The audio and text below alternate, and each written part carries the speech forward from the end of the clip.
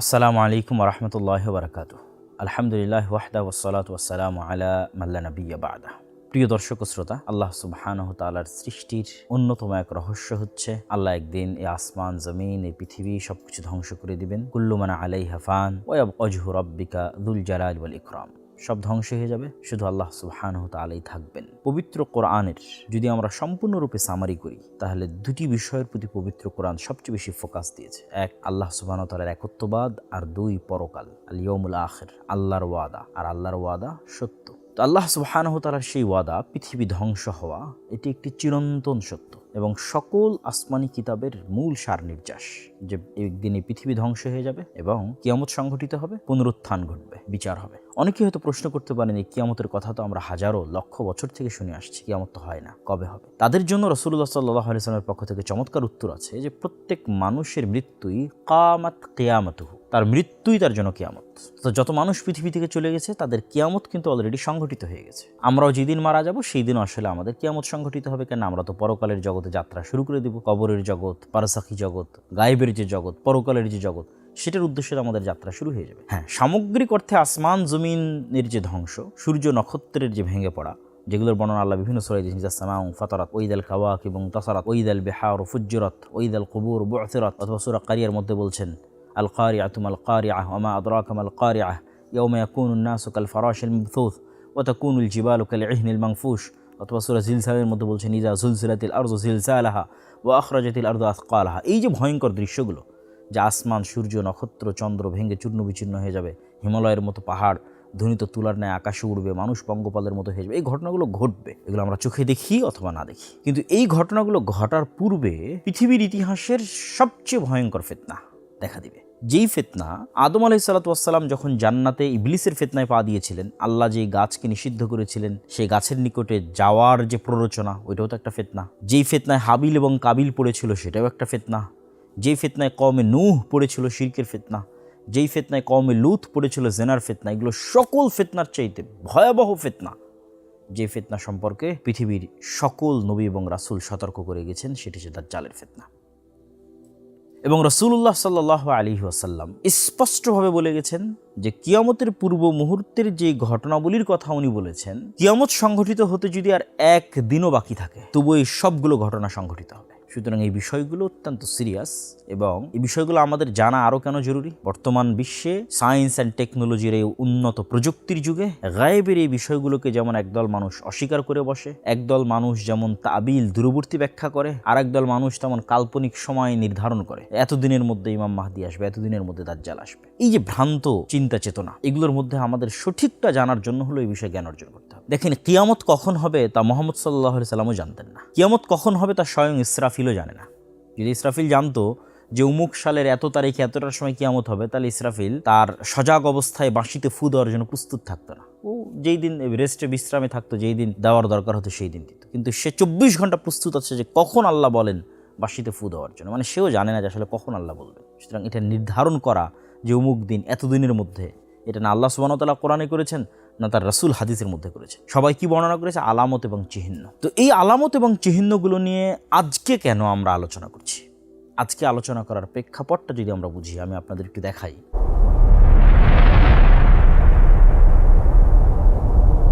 আপনারা আমাদের স্ক্রিনে একটি দৃশ্য দেখতে পাচ্ছেন। বিশ্বের সবচেয়ে বড় পরাশক্তি আমেরিকা এবং সেই পরাশক্তির প্রেসিডেন্ট, অপ্রতিরোধ্য প্রেসিডেন্ট ডোনাল্ড ট্রাম্প, যিনি টুইটারে এবং তার সোশ্যাল প্ল্যাটফর্ম যে ট্রুথ, সেটাতে ভয়ঙ্কর ভয়ঙ্কর হুমকি এবং সকাল সন্ধ্যা হুমকি দেন। কাকে উঠিয়ে নিয়ে আসেন, ঠিক আছে, কার তেল বন্ধ করে দেন, কাকে কোথায় হামলা করেন, একদম টুইটারে তিনি আদেশ দেন এবং ট্রুথে আদেশ দেন, ওপেন সোশ্যাল প্ল্যাটফর্মে। তিনি এইভাবে সম্মিলিত মোনাজাত এবং সম্মিলিত জিকির, আমাদের ভাষায় যদি বলি, মানে খ্রিস্টান ধর্মের আলোকে তিনি বড় বড় খ্রিস্টান পাদ্রীদের একত্রিত করে, আমেরিকার ইতিহাসে ফার্স্ট কোনো প্রেসিডেন্ট, প্রথম কোনো প্রেসিডেন্ট, এইভাবে ধর্মীয় নেতাদের একত্রিত করে হোয়াইট হাউসের মধ্যে এই আমাদের ভাষায় সম্মিলিত মোনাজাত বা সম্মিলিত জিকির, যেটা বাইবেলের আলোকে তাদের যে দোয়া বা মোনাজাত, সেটি তিনি করছেন। শুধু এটিই নয়, আপনারা আরও আশ্চর্য হবেন যে বর্তমান যিনি আমেরিকার প্রতিরক্ষামন্ত্রী, যদিও আমেরিকা তার প্রতিরক্ষা মন্ত্রণালয়ের নাম পরিবর্তন করেছে, সেটার নাম এখন যুদ্ধ মন্ত্রণালয় বা যুদ্ধমন্ত্রী, বর্তমান আমেরিকার যিনি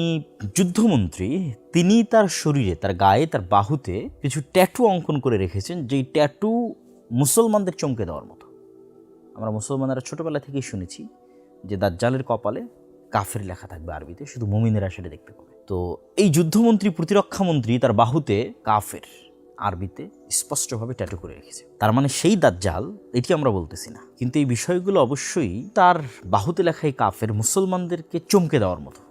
যে রাসূল সাল্লাল্লাহু আলাইহি ওয়াসাল্লামের যে হাদিস আমরা শুনে আসলাম যে দাজ্জালের কপালে লেখা থাকবে কাফের, সেটা কেউ তার শরীরে ট্যাটু করে রাখতেছে এবং একটা বিশ্বের পরাশক্তির এত বড় পর্যায়ের মন্ত্রী, এটা অবশ্যই চিন্তার বিষয়। শুধু তাই নয়, সে কিন্তু অনেক বইও লিখেছে। তার মধ্যে তার অন্যতম একটি বই হচ্ছে আমেরিকান ক্রুসেড, তথা আমেরিকা ধর্মযুদ্ধ করতেছে বা ধর্মযুদ্ধ করা উচিত, এই তত্ত্বের উপর কিন্তু সে একটি বই লিখে ফেলেছে। শুধু এই পর্যন্ত সীমাবদ্ধ নয়, আপনারা সকলে আন্তর্জাতিক প্রতিষ্ঠান অর্থ লেনদেনের, যারা বিদেশ থেকে টাকা পয়সা পাঠান তারা জানেন, পেপ্যালের সহকারী প্রতিষ্ঠাতা এবং এআই ভালো মোটামুটি এআই নিয়ে কাজ করতেছে, আর্টিফিশিয়াল ইন্টেলিজেন্স নিয়ে, পিটার থিয়েল, তার কথা আপনারা অনেকেই জানেন। পিটার থিয়েল কিন্তু ধারাবাহিক সিরিজ আলোচনা করতেছে অ্যান্টি ক্রাইস্টের উপর।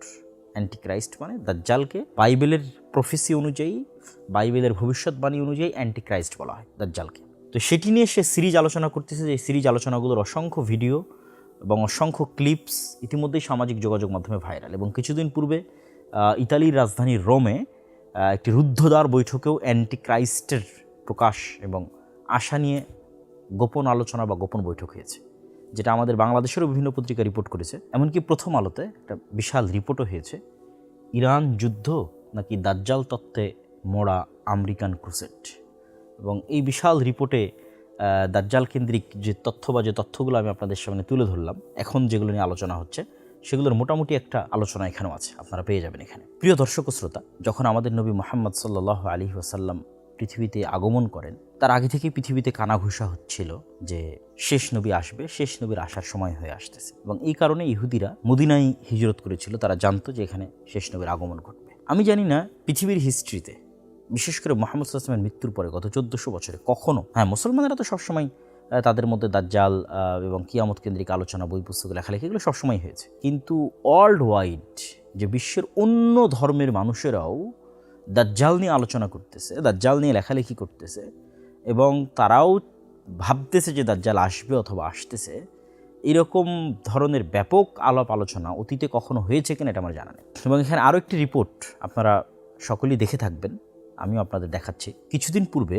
গার্ডিয়ান পত্রিকায় একটি রিপোর্ট হয়, আপনারা দেখতে পাচ্ছেন সেই রিপোর্টটি, যে US troops were told war on Iran was all part of God's divine plan. যে আমেরিকার সেনাবাহিনীরা সাক্ষ্য দিচ্ছে যে এই যুদ্ধটা মূলত আল্লাহ সুবহানাহু ওয়া তাআলার পরিকল্পনা অনুযায়ী হচ্ছে। তারা বলতেছে যে এটা হচ্ছে এন্ড টাইমস, শেষ সময়ের যে যুদ্ধ, এবং এই শেষ সময়ের যুদ্ধকে বাইবেলে আর্মাগেড্ডন বলা আছে এবং সেটিকেও তারা এখানে কানেক্ট করেছে। এই যে আপনারা দেখতে পাচ্ছেন যে বুক অফ রিভেলেশন তথা বাইবেলের যেটা বুক অফ রিভেলেশন, সেখানে যে আর্মাগেড্ডন তথা শেষ সময়ের যে যুদ্ধের কথা বলা হচ্ছে, সেই শেষ সময়ের যুদ্ধ শুরু করার জন্য, সেই এন্ড টাইম শুরু করার জন্য মূলত তারা এই যুদ্ধটা শুরু করেছে। এটা আমরা আপনাদের সামনে তুলে ধরছিলাম গার্ডিয়ান পত্রিকার রিপোর্ট। প্রিয় দর্শক ও শ্রোতা, আমরা ভূমিকা স্বরূপ আপনাদের সামনে কিছু তথ্য তুলে ধরলাম, যেগুলোতে আমরা দেখতে পেলাম যে বর্তমান বিশ্বে শেষ জামানা নিয়ে মুসলমানদের মধ্যে নয়, অন্যদের মধ্যে আলোচনা হচ্ছে এবং তারা সেই শেষ জামানার যুদ্ধগুলো শুরু করতেছে মনে হবে তাদের ধারণা।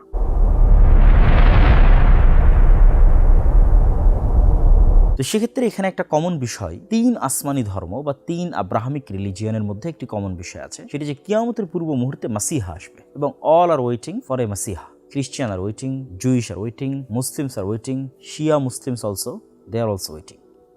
সবাই মাসিহার অপেক্ষা করতেছে। মাসিহা মানে হচ্ছে যিনি উদ্ধার করে, আরবিতে মাসিহ মানে যিনি উদ্ধার করে বিপদ থেকে। তো ঈসা আলাইহিস সালাতু ওয়াস সালামও মাসিহ, দাজ্জালও মাসিহ, মাসিহ দাজ্জাল, ঈসা মাসিহ। আমরাও কিন্তু আমাদের আরবিতে আমাদের দোয়ার মধ্যেও ঈসা আলাইহিস সালাতু ওয়াস সালামকে ঈসা মাসিহ এবং দাজ্জালকে মাসিহ দাজ্জাল, মাসিহ বলেই সম্বোধন করা হয়েছে। তথা শেষ জামানায় বিপদ থেকে উদ্ধার করবে এরকম একজন ব্যক্তি আসবে, সেটার অপেক্ষায় খ্রিস্টানেরাও, সেটার অপেক্ষায় ইহুদিরাও, সেটার অপেক্ষায় মুসলমানেরাও। খ্রিস্টানদের সাথে মুসলমানদের আরেকটি যেটা বড় মিল, সেটা হচ্ছে খ্রিস্টানেরাও বিশ্বাস করে ঈসা আলাইহিস সালাতু ওয়াস সালাম দ্বিতীয়বার পৃথিবীতে আসবেন, মুসলমানেরাও বিশ্বাস করে ঈসা আলাইহিস সালাতু ওয়াস সালাম দ্বিতীয়বার পৃথিবীতে আসবেন। যদিও খ্রিস্টানেরা বিশ্বাস করে যে ঈসা আলাইহিস সালাতু ওয়াস সালাম মৃত্যুবরণ করেছেন, আর মুসলমানেরা বিশ্বাস করে ঈসা আলাইহিস সালাতু ওয়াস সালাম জীবিত অবস্থায় তাকে আকাশে উঠিয়ে নেওয়া হয়েছে।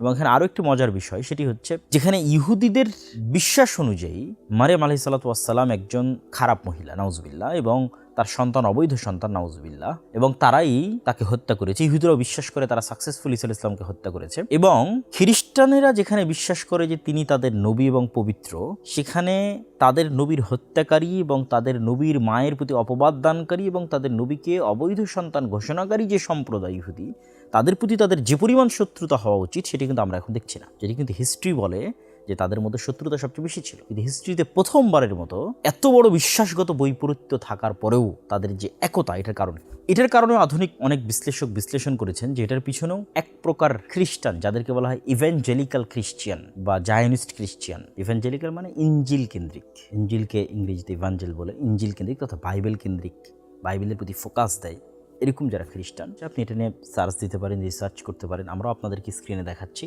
যে তাদের বিশ্বাস হচ্ছে জেরুজালেমে যতক্ষণ থার্ড টেম্পল তৈরি না হচ্ছে ততক্ষণ বাইবেলিক্যাল প্রফেসি পূরণ হবে না। এবং বাইবেলিক্যাল প্রফেসি অর্থাৎ বাইবেলের বলা ভবিষ্যৎবাণী তখনই পূরণ হবে যখন জেরুজালেমে থার্ড টেম্পল তৈরি হবে এবং সকল ইহুদিরা জেরুজালেমে একত্রিত হবে, এবং তখনই এন্টিক্রাইস্ট বের হবে, এবং এন্টিক্রাইস্ট বের হলেই ঈসা আলাইহিস সালাম পুনরায় পৃথিবীতে নেমে আসবেন।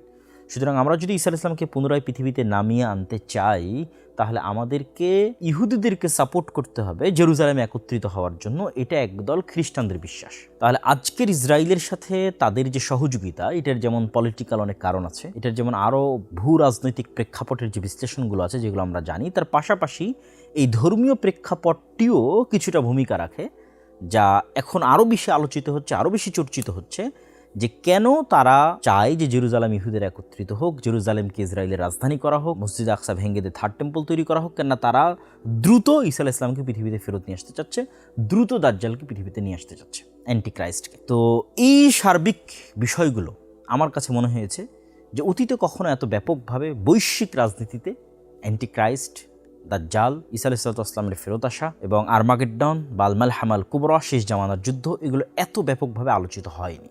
মুসলমানদের মধ্যে আলোচিত হলেও বিশ্বব্যাপী আলোচিত হয়নি, কিন্তু এখন বিশ্বব্যাপী আলোচিত হচ্ছে, যা আমি আপনাদের সামনে তুলে ধরলাম।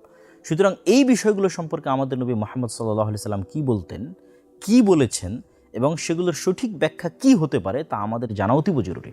তাই চলুন আমরা শুরু করি শেষ জামানা সম্পর্কে রাসূলুল্লাহ সাল্লাল্লাহু আলাইহি সাল্লামের বলা সেই সমস্ত আল মালাহিমুল কুবরা বা আল মালহামা, ভয়ঙ্কর ফিতনা এবং ভয়ঙ্কর যুদ্ধের যে বিবরণীগুলো, সেগুলো কোনটার পর কোনটা কিভাবে সংঘটিত হতে থাকবে এবং দৃশ্যপটগুলো কিভাবে পরিবর্তন হবে এবং সেটার সামারি, সার নির্যাস কি, আমরা জানার চেষ্টা করি।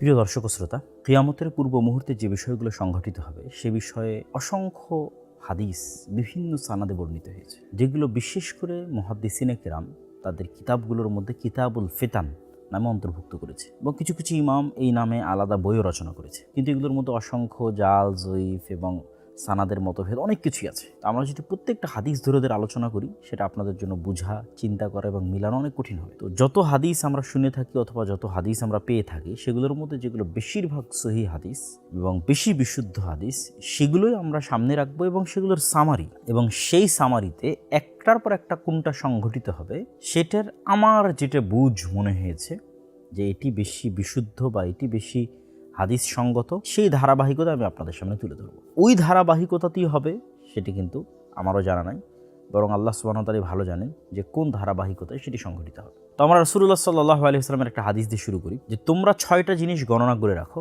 কিয়ামত পর্যন্ত। তার মধ্যে 1 নাম্বার হচ্ছে মাউতি, আমার মৃত্যু। তো রাসূলুল্লাহ সাল্লাল্লাহু আলাইহি ওয়াসাল্লামের মৃত্যু ইটসেলফ কিয়ামতের সবচেয়ে বড় আলামত। কেন অতীতে যখন কোনো নবীর মৃত্যু হতো তখন মানুষ আরেক নবীর অপেক্ষা করত, আর যেহেতু মুহাম্মদ সাল্লাল্লাহু আলাইহি ওয়াসাল্লাম শেষ নবী, সেহেতু মুহাম্মদ সাল্লাল্লাহু আলাইহি ওয়াসাল্লামের মৃত্যুর পরে কি আমরা আরেক নবীর অপেক্ষা করব না কিয়ামতের অপেক্ষা করব? তাহলে সামারি কি দাঁড়াচ্ছে?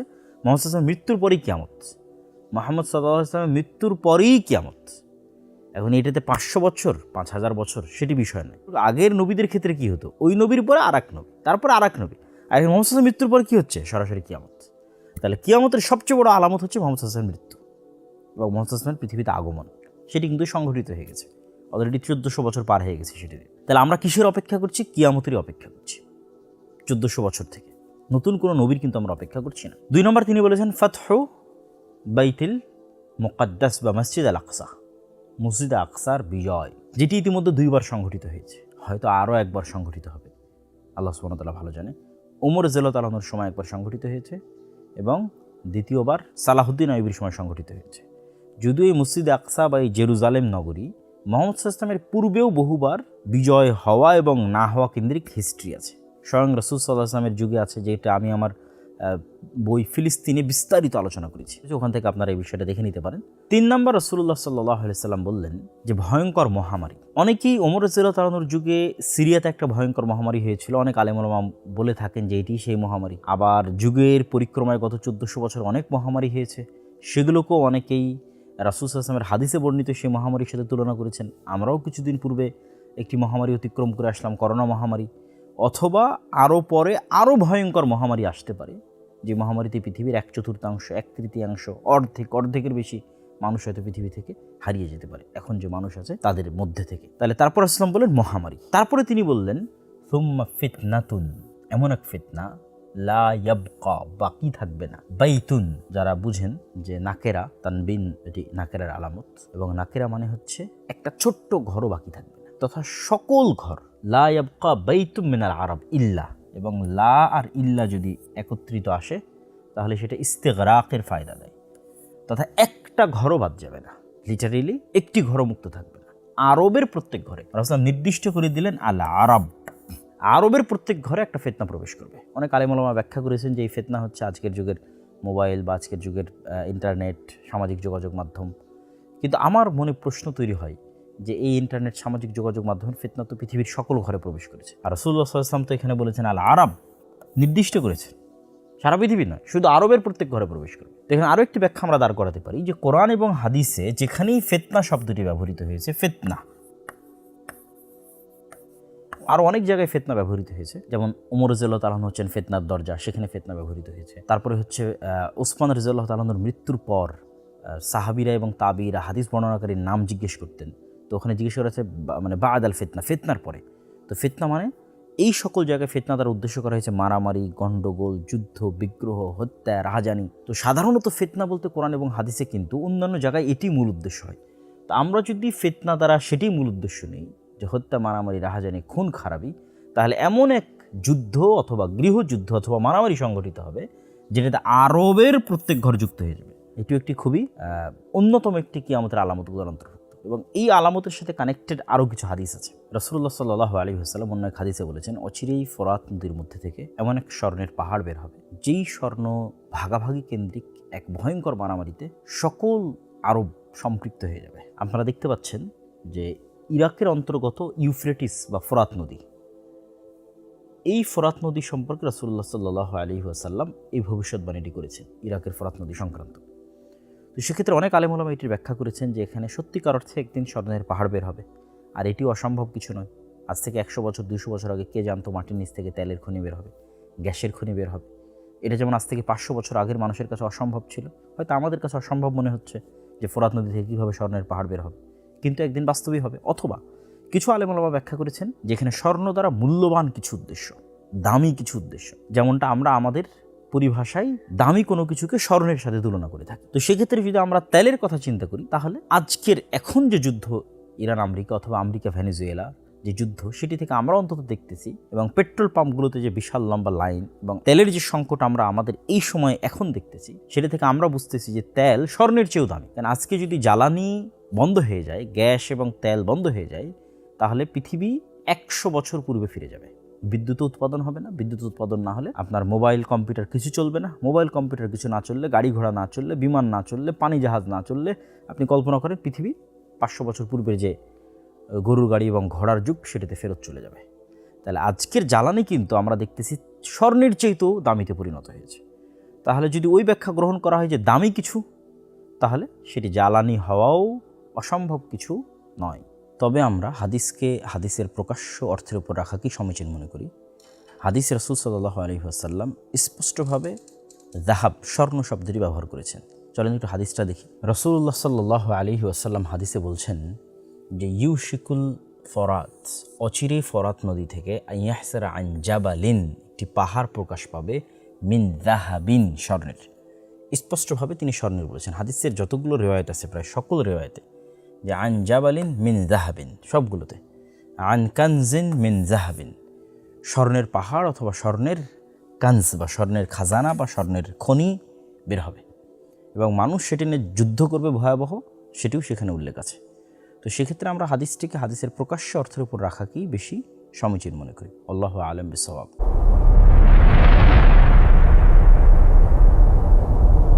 তো সেক্ষেত্রে এমন এক যুদ্ধ, যেই যুদ্ধে সকল আরব জড়িত হয়ে যাবে, এটির কথা রাসূলুল্লাহ সাল্লাল্লাহু আলাইহি ওয়াসাল্লাম বলছেন। তারপর রাসূলুল্লাহ সাল্লাল্লাহু আলাইহি ওয়াসাল্লাম বললেন, হুদনাতুন। হুদনাতুন শব্দের অর্থ হচ্ছে চুক্তি। বাইনাকুম, তোমাদের মধ্যে, ওয়া বাইনা বানিল আসফার। এই বানিল আসফারের জায়গায় কিছু কিছু রিওয়ায়াতে রোম বা অন্য কিছু বর্ণনায় রোমানদের সাথে কিছু চুক্তি মুসলমানদের হবে। আর আসফার শব্দের অর্থ হচ্ছে হলদেটে সাদা বর্ণ, যাদের গায়ের রং তথা সাদা চামড়ার আমরা যাদেরকে বলি, ঠিক আছে, তাদের সাথে তোমাদের একটা চুক্তি হবে। এখানে রোম দ্বারা আসলে কোন রোম উদ্দেশ্য, এটি নিয়েও কিছু মতভেদ আছে। রাসূলুল্লাহ সাল্লাল্লাহু আলাইহি ওয়াসাল্লাম যখন এই হাদিস শোনাচ্ছেন যে তোমাদের মধ্যে এবং রোমানদের মধ্যে একটি চুক্তি হবে, ওই সময়ে রোমান, বাইজেন্টাইন রোমান এম্পায়ারের কেন্দ্রস্থল বা রাজধানী ছিল আজকের তুরস্কের ইস্তাম্বুল। আমরা আপনাদেরকে দেখাচ্ছি, দুই দিকে সাগর এবং মধ্যে অন্যতম একটি উন্নত নগরী, যেটিকে আরবিতে বলা হয়েছে কুস্তুনতুনিয়া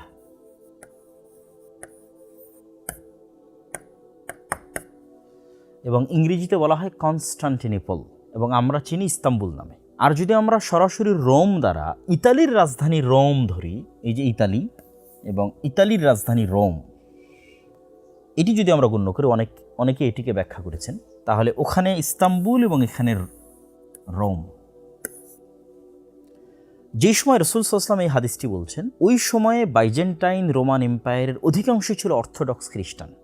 যেমন সহিহ বুখারীর যে হাদিসগুলোতে প্যাট্রিক বা প্যাট্রিয়ক, এই প্যাট্রিয়ক কিন্তু ইতালির রোমে না, ইতালির রোমে আছে পোপ, আর প্যাট্রিয়ক আছে কোথায়, সেটি হচ্ছে রাশিয়া। এই যে আমরা মস্কো দেখতে পাচ্ছি, রাশিয়া, এবং রাশিয়ার প্রেসিডেন্ট ভ্লাদিমির পুতিন, তিনিও অর্থোডক্স খ্রিস্টান পাদ্রীদের দ্বারা অনেক বেশি প্রভাবিত। তাহলে যেই সময় রাসূল সাল্লাল্লাহু আলাইহি ওয়াসাল্লাম বলছেন, ওই সময় বাইজেন্টাইন এম্পায়ার, যেটা তুরস্কের রাজধানী ইস্তাম্বুল, যেটা আমরা আপনাদেরকে ইন্ডিকেট করে দিলাম, আর ইতালির রাজধানী রোম আর এই মস্কো। তো রোম দ্বারা যদি ইতালির রাজধানী রোম উদ্দেশ্য হয়, তাহলে পুরো ইউরোপ। আর যদি আমরা অর্থোডক্স খ্রিস্টান উদ্দেশ্য নেই, তাহলে রাশিয়া। তো যখন রোমানদের সাথে মুসলমানদের একটি চুক্তি হবে, তখন তারা একত্রিত অবস্থায় তৃতীয় আর এক শত্রুর বিরুদ্ধে যুদ্ধ করবে। এটি ইন্ডিকেট করা খুব কঠিন যে সেই তৃতীয় শত্রু কারা। মানে আমরা যদি আজকের বিশ্ব ব্যবস্থা অনুযায়ী চিন্তা করি, এটাই যে সংঘটিত হবে তা কিন্তু নয়। আজ থেকে 1000 বছর আগে পৃথিবীর বিশ্ব ব্যবস্থা এরকম ছিল না, আজ থেকে 500 বছর আগে পৃথিবীর বিশ্ব ব্যবস্থা এরকম ছিল না।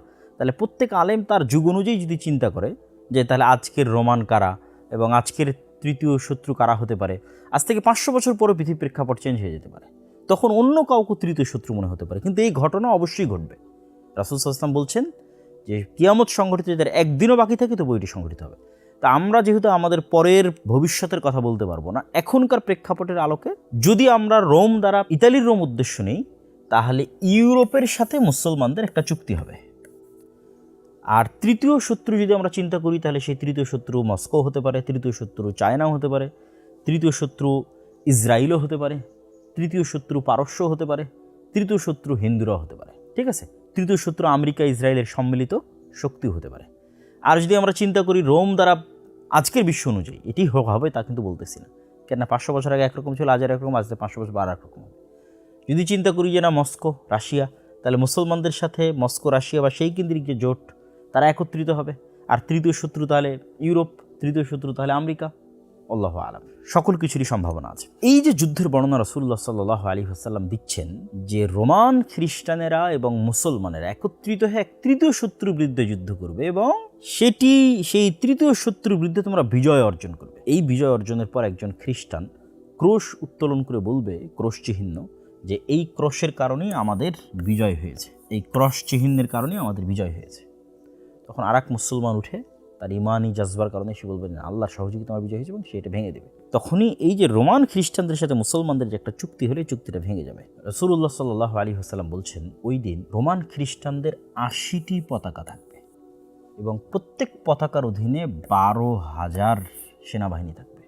12,000, 80টি পতাকার অধীনে রোমান খ্রিস্টানরা একত্রিত হবে। 80টি পতাকার দ্বারা যদি আমরা 80টা দেশ উদ্দেশ্য নিয়ে হতেও পারে, আল্লাহু আ'লাম, আল্লাহ সুবহানাহু ওয়া তাআলা ভালো জানেন। প্রত্যেক পতাকার অধীনে 12,000 করে সৈন্যবাহিনী থাকবে। তাহলে ইন টোটাল 12,000 গুণ 80 দিলে 9,60,000, তথা প্রায় 10 লক্ষ, প্রায় 10 লক্ষ নগদ ইনফ্যান্ট্রি তথা একদম যোদ্ধা, তারা মুসলমানদের মুখোমুখি হবে। কোন জায়গায় মুখোমুখি হবে এটি রাসূল সাল্লাল্লাহু আলাইহি ওয়াসাল্লাম অন্য আর এক হাদিসে বলে দিয়েছেন। তিনি বলেছেন, ততদিন পর্যন্ত কিয়ামত হবে না যতদিন তোমরা এবং রোমানরা মুখোমুখি না হচ্ছ আমাক এবং দাবেক নামক জায়গায়। চলুন দেখে আসি সেই জায়গাটা কোথায়।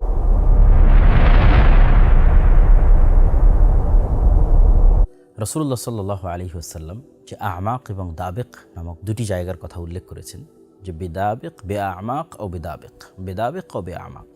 এখন অনুসন্ধান করলে যেটি দেখা যায় যে এটি মূলত সিরিয়া এবং তুরস্কের সীমান্তবর্তী অঞ্চল। আজকের তুরস্কের সীমানা এবং আজকের সিরিয়ার সীমানা আপনারা এই যে দেখতে পাচ্ছেন দাবেক, এবং এই যে হালবকে ইংরেজিতে বলে আলেপ্পো, এটা সিরিয়ার তুরস্ক সীমান্তবর্তী শহর। এবং এই যে ইদলিব, এখনকার সিরিয়ার যারা মুজাহিদ, যারা বিজয়ী হলো আহমদ আশারা, তারা কিন্তু এই অঞ্চল থেকে উঠে এসেছে।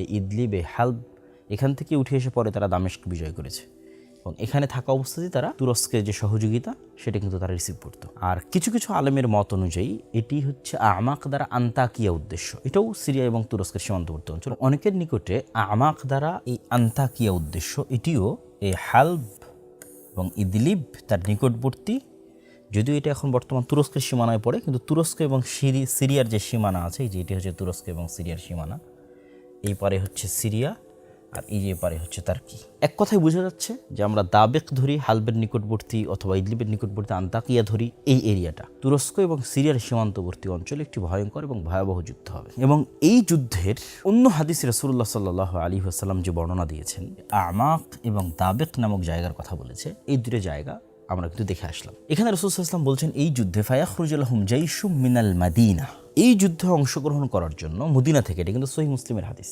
সকল হাদিস গ্রন্থে আছে, মদিনা থেকে খিয়ারু আহলিল আরজ, তৎকালীন বিশ্বের সর্বশ্রেষ্ঠ মানুষ, সবচেয়ে তাকওয়াবান, সবচেয়ে পরহেজগার, সবচেয়ে আল্লাহওয়ালা মানুষরা, মুজাহিদরা মদিনা থেকে বের হয়ে আসবে এই যুদ্ধে অংশগ্রহণ করার জন্য। এবং মদিনাবাসী যেন এই যুদ্ধে অংশগ্রহণ না করে, এই জন্য রোমানরা তাদেরকে বলবে, এই যে রোম, এখানে আরবিতে লেখা আছে রোম, মদিনাবাসী যেন এই যুদ্ধে সিরিয়াবাসীর সাথে অংশগ্রহণ না করে, এই জন্য রোমানরা বলবে, যাদের কাছে আমাদের বন্দী আছে, আবার কেউ ব্যাখ্যা করেছে যারা আমাদের দিন ত্যাগ করে দিয়েছে, দুই ধরনের ব্যাখ্যা আছে, তাদের সাথে আমরা যুদ্ধ করতে চাই, আমরা সিরিয়াবাসীর সাথে যুদ্ধ করতে চাই, তোমাদের সাথে নয়। কিন্তু মদিনাবাসী বলবে যে না, আমরা আমাদের ভাইদেরকে তোমাদের জন্য ছেড়ে দিব না, এবং তারা একত্রিত হয়ে এই যুদ্ধে অংশগ্রহণ করবে। তথা মদিনা এবং সিরিয়া এই যুদ্ধের অন্যতম একটি পার্ট। সিরিয়ার মানুষ এবং মদিনার মানুষ, তাদের মহব্বত, তাদের ভালোবাসা, তাদের আকীদা, তাদের আমল এই যুদ্ধের অন্যতম বড় একটি অংশ। এই যুদ্ধে মুসলমানেরা 3 ভাগে বিভক্ত হবে, রাসূল সাল্লাল্লাহু আলাইহি ওয়াসাল্লাম বলেছেন, এই যে এখানে সুলুসুন, 3 ভাগে বিভক্ত হবে। 3 ভাগের 1 ভাগ শহীদ হবে, হুম আফজালুশ শুহাদা, পৃথিবীর সর্বশ্রেষ্ঠ শহীদ, ইনদাল্লাহ, আল্লাহর নিকটে। এবং 3 ভাগের 1 ভাগ এই যুদ্ধ থেকে পালিয়ে আসবে, লা ইয়াতুবুল্লাহু আলাইহিম আবাদান, কোনো দিন আল্লাহ তাদের তওবা কবুল করবে না, আবাদা, কোনোদিন আল্লাহ তাদের তওবা কবুল করবে না। 3 ভাগের 1 ভাগ, 3 ভাগের 1 ভাগ পালিয়ে গেল, 3 ভাগের 1 ভাগ শহীদ হলো, আর বাকি 3 ভাগ সুলুসুল আখির, তাদেরকে আল্লাহ বিজয় দান করবে। এবং এই পরবর্তী যে 3 ভাগ, লা ইফতানুনা আবাদা, তারা পরবর্তীতে কখনো আর ফিতনায় পতিত হবে না। মানে পরবর্তীতে যে দাজ্জালের ফিতনা আসবে, ইয়াজুজ মাজুজের ফিতনা আসবে, পৃথিবীর ভয়ঙ্কর ভয়াবহ ফিতনা আসবে, এই বিজয়ী দল আর কোনো ফিতনা তাদেরকে স্পর্শ করতে হবে, তারা বিজয়ী থাকবে, ফিতনা মুক্ত থাকবে। এই বিজয়ী দল ইফতাতিহুনা কুসতুনতুনিয়া, এই বিজয়ী দল কুসতুনতুনিয়া, কনস্টান্টিনোপল বিজয় করবে। আপনারা অনেকেই জানেন যে কনস্টান্টিনোপল কিন্তু ইতিমধ্যেই বিজয় হয়েছে। সুলতান মুহাম্মদ আল ফাতেহ, তিনি উসমানী খেলাফতের অন্যতম একজন বাদশাহ খলিফা, তিনি কিন্তু কনস্টান্টিনোপল বিজয় করেছেন। এবং কনস্টান্টিনোপল বিজয়ের সুসংবাদ রাসূল সাল্লাল্লাহু আলাইহি ওয়াসাল্লাম অনেক হাদিসে মুসলমানদের দিয়ে গেছে। এই জন্য কনস্টান্টিনোপল বিজয় করার জন্য বহু সাহাবী, বহু মুজাহিদ দীর্ঘদিন যাবৎ তারা সীমান্তে, সিরিয়ার সীমান্তে কিন্তু চেষ্টা করতেন, সফল হতে পারতেন না। কিন্তু সুলতান মুহাম্মদ আল ফাতেহ কিন্তু সফল হয়েছেন। কিন্তু এই বিজয় কিন্তু সেই বিজয় নয়, কেন অলরেডি সেই বিজয়ের পার হওয়া 500 বছর হয়ে গেছে। আর এখানে যেই বিজয়ের কথা বলতেছে, এই বিজয়ের পরেই মূলত দাজ্জাল, মাসিহ আদ-দাজ্জাল বের হবে। তাহলে এটা এমন এক বিজয়, যেই বিজয়ের পরে দাজ্জাল বের হবে, তাহলে ওই বিজয় সেই বিজয় নয়। তাহলে বোঝা যাচ্ছে এই হাদিস থেকে একটা জিনিস আমরা বুঝতে পারতেছি, আজকের যেই ইস্তাম্বুল, তুরস্কের রাজধানী, কনস্টান্টিনোপল বা কুস্তুনতুনিয়া বা আজকের তুরস্ক, এটা মুসলমানদের হাতে থাকবে না। অবশ্যই কোনো না কোনোভাবে এটা মুসলমানদের হাত ছাড়া হবে বা অন্যের দখলে চলে যাবে, জোরপূর্বক যেভাবেই হোক। তাহলেই তো মুসলমানরা সেটিকে বিজয় করবে, তথা কিয়ামতের পূর্ব মুহূর্তে আর একবার মুসলমানরা তুরস্ক বিজয় করবে। তথা এখন যে তুরস্ক মুসলমানদের হাতে আছে এই তুরস্ক মুসলমানদের হাতে থাকবে না। এই যুদ্ধের অন্য হাদিসগুলোতে রাসূলুল্লাহ সাল্লাল্লাহু আলাইহি ওয়াসাল্লাম বলেছেন যে এই যুদ্ধে এত মানুষ মারা যাবে যে পাখি যদি 1 মাস আকাশে উড়ে সে লাশের সারি শেষ করতে পারবে না, যে লাশের দুর্গন্ধহীন কোনো একটা জায়গায় থামবে পাবে না, আকাশ থেকে মৃত অবস্থায় পড়ে যাবে। মানুষ ওয়ারিস খুঁজে পাবে না যে তার সম্পদের ওয়ারিস কে হবে। কোনো একটা বংশে যদি 100 মেম্বার থাকে 99 জন মারা যাবে, 1 জন বেঁচে থাকবে। এত ভয়াবহ এবং ভয়ঙ্কর যুদ্ধ হবে এই যুদ্ধ। এবং এখানে আরও একটা বিষয় আপনাদের তুলে ধরি যে এই যুদ্ধের সাথে অন্য আর কিছু হাদিসকে যদি ইনক্লুড করি তাহলে বোঝা যায় যে এই যুদ্ধের পরপরই মুসলমানদের এই বিজয় কাফেলা রোম পর্যন্ত পৌঁছে যেতে পারে। কিছু কিছু হাদিসে বলা আছে ইতালির রাজধানী রোম। হাদিসগুলোর সহিহ জয়ীফ নিয়ে মতভেদ থাকতে পারে। আবার এই বিজয় কাফেলা কিন্তু মসজিদে আকসাও বিজয় করতে পারে বা মসজিদে আকসাতেও মুসলমানদের শাসন ব্যবস্থা থাকতে পারে। এই যুদ্ধ সম্পর্কে তথা কুস্তুনতুনিয়া বিজয় সম্পর্কে আরেকটি গুরুত্বপূর্ণ হাদিস আছে। রাসূলুল্লাহ সাল্লাল্লাহু আলাইহি ওয়াসাল্লাম বলছেন, তোমরা এমন একটি শহরের কথা জানো যে শহরের এক পাশে সমতল আর এক পাশে সমুদ্র। প্রায় সকল আলেম ওলামা একমত যে এই শহর হচ্ছে কুস্তুনতুনিয়া। তো রাসূলুল্লাহ সাল্লাল্লাহু আলাইহি ওয়াসাল্লাম বলছেন, লা তাকুমুস সাআহ, ততদিন পর্যন্ত কিয়ামত হবে না যতদিন না ইসহাক আলাইহিস সালাতু ওয়াস সালামের বংশের 70,000 মানুষ এই শহরকে বিজয় করার জন্য যুদ্ধ না করেন। কিন্তু সবচেয়ে মজার বিষয় হচ্ছে তারা এই যুদ্ধ লাম ইউকাতিলু বিসিলাহিন, কোনো অস্ত্র দিয়ে করবে না। তো তাদের কোনো তরবারি বা অন্য কোনো অস্ত্র রাইফেলগুলি কিছু থাকবে না, এবং তারা কোনো তীরও নিক্ষেপ করবে না। ওয়ালা বিসাহমিন, কোনো তীরও নিক্ষেপ করবে না। তাহলে যুদ্ধটা বিজয় হবে কিভাবে? তারা শুধু লা ইলাহা ইল্লাল্লাহ আল্লাহু আকবার এই আওয়াজ দিবে এবং এই আওয়াজে শহরের দেওয়াল পড়ে যাবে। প্রথম আওয়াজে প্রথম, দ্বিতীয়, তৃতীয়, এবং এইভাবে তাদের জন্য এই শহরে প্রবেশ সহজ হবে এবং এই সহজকে তারা বিজয় করবে। তো আলেম ওলামাদের ব্যাখ্যা অনুযায়ী যে রোমে তথা সিরিয়া এবং তুরস্কের সীমান্তবর্তী অঞ্চলে রোমানদের সাথে যে ভয়ঙ্কর যুদ্ধটা হবে, ওই যুদ্ধে বিজয়ের পর মুসলমানেরা যখন কুস্তুনতুনিয়া শহরে প্রবেশের জন্য যাবে, কেননা এখন যেখানে রোমানদের সাথে যুদ্ধের যে জায়গাটা আমরা দেখতেছি সেখান থেকে কুস্তুনতুনিয়া শহর কিন্তু অনেক দূরে। তো এই যুদ্ধে পরাজয়ের পর সামনে আরও বিজয় অভিযান চলতে থাকবে। বিজয় অভিযান করতে করতে করতে করতে একটা পর্যায়ে গিয়ে তারা কুস্তুনতুনিয়াতে প্রবেশ করবে। তো যখন তারা কুস্তুনতুনিয়াতে প্রবেশ করবে তখন কুস্তুনতুনিয়ার যে শহর রক্ষা দেওয়াল বা প্রাচীর আছে সেটিকে ধ্বংস করার জন্য তাদের আলাদা কোনো অস্ত্র ব্যবহার করতে হবে না, যে আমরা এটা ভাঙবো, কোনো অস্ত্র ব্যবহার করে না। তারা শুধু মুখের তাকবীর দেওয়ার মাধ্যমে লা ইলাহা ইল্লাল্লাহ আল্লাহু আকবার বলবে, এই বলাতেই দেওয়াল ভেঙে পড়ে যাবে এবং তারা কুস্তুনতুনিয়া শহরের মধ্যে বিজয়ী বেশে প্রবেশ করবে। এখানে যে যুদ্ধ, এই যুদ্ধের পরপরই মুসলমানেরা তাদের গনিমতের মাল বন্টনের জন্য তাদের তরবারিকে জাইতুন গাছের সাথে ঝুলিয়ে রাখবে, এবং জাইতুন গাছের সাথে ঝুলিয়ে রাখার পরপরই এই যে সুয়ুফাহুম বিজাইতুন, এটার থেকে অনেক উদ্দেশ্য নিয়েছেন যে এই যুদ্ধটা তরবারি দিয়ে হবে। তরবারি জাইতুন গাছে ঝুলিয়ে থাকবে, শয়তান চিৎকার করে বলবে তোমাদের বাড়িতে দাজ্জাল প্রবেশ করে গেছে। কিন্তু এটা মিথ্যা হবে, তখনও দাজ্জাল বের হয়নি। তখন এই সেনাবাহিনীর মধ্যে থেকে অন্য হাদিসে রাসূলুল্লাহ অন্য রিওয়ায়াতে বলেছেন 10 জন অশ্বারোহী রওনা দিবে দাজ্জালের অনুসন্ধানে।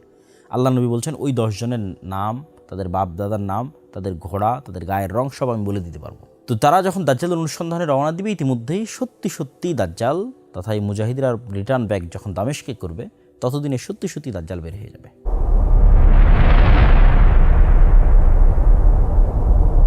প্রিয় দর্শক ও শ্রোতা, দাজ্জালের এই জায়গায় আমরা একটু দাজ্জাল সম্পর্কে জানা দরকার। আমি দাজ্জাল সম্পর্কে 2টা হাদিস ব্যাখ্যা সহ আপনাদের সামনে তুলে ধরতে চাই। তার মধ্যে প্রথম হাদিসটা সবচেয়ে বিখ্যাত, তামিম আদ-দারির হাদিস। যদিও এই হাদিস নিয়ে নাস্তিকরা অসংখ্য প্রশ্ন উত্থাপন করে, আমরা সেগুলোরও উত্তর দেওয়ার চেষ্টা করবো ইনশাআল্লাহ। কিন্তু হাদিসটির বিশুদ্ধতা নিয়ে কোনো সন্দেহ নেই। ইমাম বুখারী থেকে শুরু করে ইমাম মুসলিম থেকে শুরু করে বিশ্বের সকল মুহাদ্দিস এই হাদিসকে সহিহ বলেছেন। তামিম আদ-দারি নামক একজন জনৈক সাহাবী, তিনি রাসূলুল্লাহ সাল্লাল্লাহু আলাইহি ওয়াসাল্লামের নিকটে এসে তার সাথে দাজ্জালের যে সাক্ষাতের এক ব্যতিক্রম বর্ণনা, সে ব্যতিক্রম বর্ণনাতে তুলে ধরেছেন। সে ব্যতিক্রম বর্ণনা শুরু হয়, তারা একটি সামুদ্রিক নৌকায় আরোহণ করে, প্রায় 30 জন মানুষ সহ একটি সামুদ্রিক নৌকায় আরোহণ করে। সামুদ্রিক নৌকায় আরোহণ করার পর শাহরান, প্রায় 1 মাস লাইবা বিহিমুল মাউজ, ঝড় বৃষ্টি তুফানের কারণে যে আকাশে তারা এবং চাঁদ দেখে তারা যে দিক ঠিক করতো এবং দিক ঠিক করে যে সফর করতো, এটা তাদের পক্ষে করা সম্ভব হয় না। তথা কোন দিকে নৌকা যাচ্ছে ঝড় বৃষ্টি এবং ঢেউয়ের তাণ্ডবে সেটা তারা বুঝতে পারতেছে না। 1 মাস পর যখন মোটামুটি একটু ঠান্ডা হলো, ঝড় বৃষ্টি একটু কমে গেল, তখন তারা একটি দ্বীপে পৌঁছে গেল। এই দ্বীপে ঢোকার মুখেই তারা দেখছে দাব্বাতুন, আরবিতে দাব্বাতুন মানে দাব্বায়ে দিব্বু, জমিনে মাটিতে চলে এরকম প্রাণীকে দাব্বাতুন বলা হয়। এবং আল্লাহ সুবহানাহু ওয়া তাআলা কোরআন মাজিদে অন্য আরেক জায়গায় বলেছেন, ওমা মিন দাব্বাতিন ফিল আরদি ইল্লা আলাল্লাহি রিজকুহা, তথা পৃথিবীতে বিচরণশীল প্রত্যেক প্রাণীর রিজিকের দায়িত্ব আল্লাহর। ওখানেও কিন্তু দাব্বা ব্যবহার করা হয়েছে। এবং আরেকটি বিষয় মাথায় রাখতে হবে, কিয়ামতের পূর্ব মুহূর্তে দাব্বাতুল আরজ নামে একটা প্রাণী বের হবে, এটাও কিয়ামতের আলামতগুলোর একটি। অসংখ্য সহিহ হাদিস আছে যেটা দাজ্জালেরও পরবর্তীতে ঘটবে, যে দাব্বাতুল আরজ বের হবে। তো ওই জাজিরা তথা ওই দ্বীপে প্রবেশের মুখে তারা একটি প্রাণী দেখলো, যে প্রাণী কাসীরু শার, প্রচুর পরিমাণে চুল দিয়ে ঢাকা।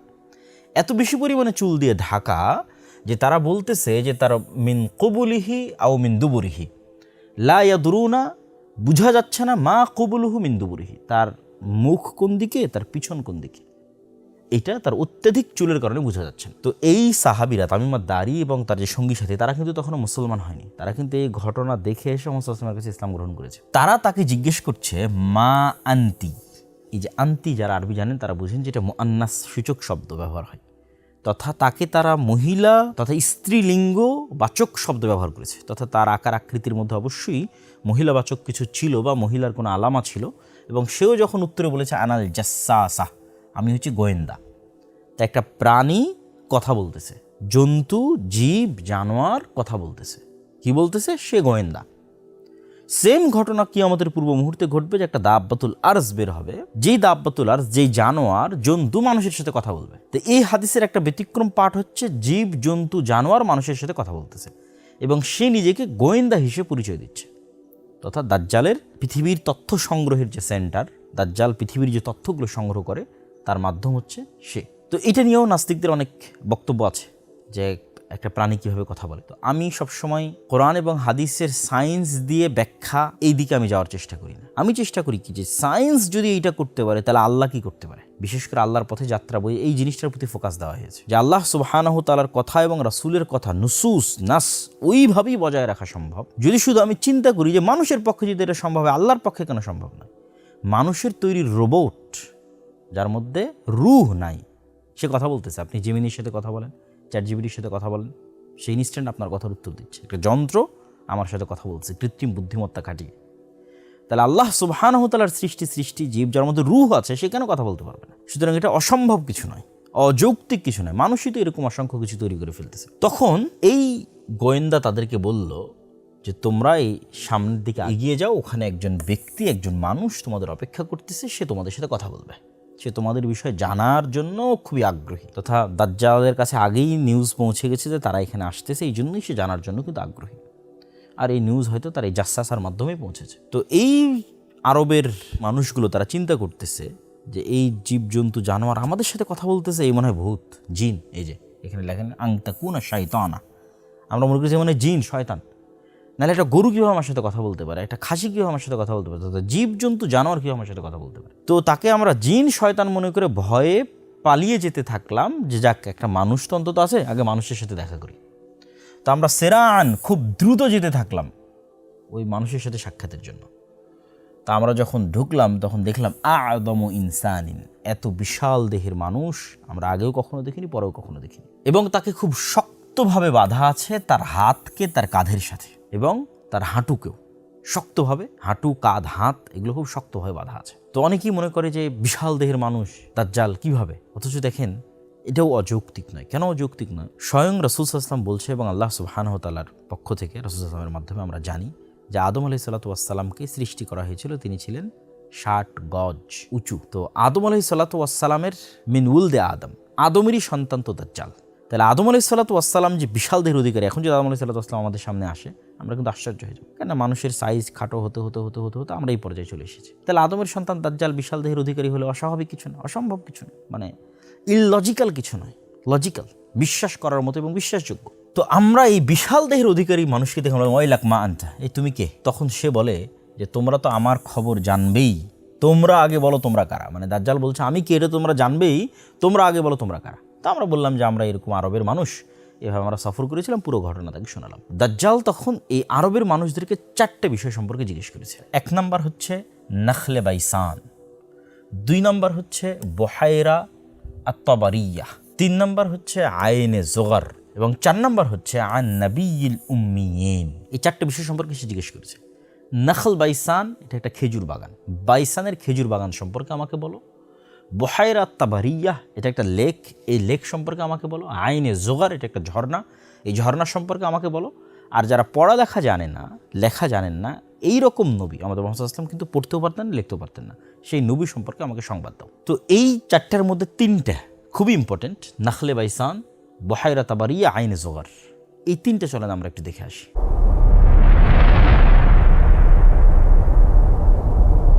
বহাইরা তাবারিয়াকে লেক অফ টাইবেরিয়া অথবা ইংরেজিতে সি অফ গ্যালিলি বলা হয়। এটা বর্তমানে ইসরায়েলের সীমানার অন্তর্ভুক্ত তথা অধিকৃত যে ফিলিস্তিন যেটা দখল করে রেখেছে ইসরায়েল তার নিজের সীমানার মধ্যে, তার মধ্যে অন্তর্ভুক্ত। এই যে আপনারা দেখতে পাচ্ছেন, এটি হচ্ছে সি অফ গ্যালিলি বা লেক অফ টাইবেরিয়া।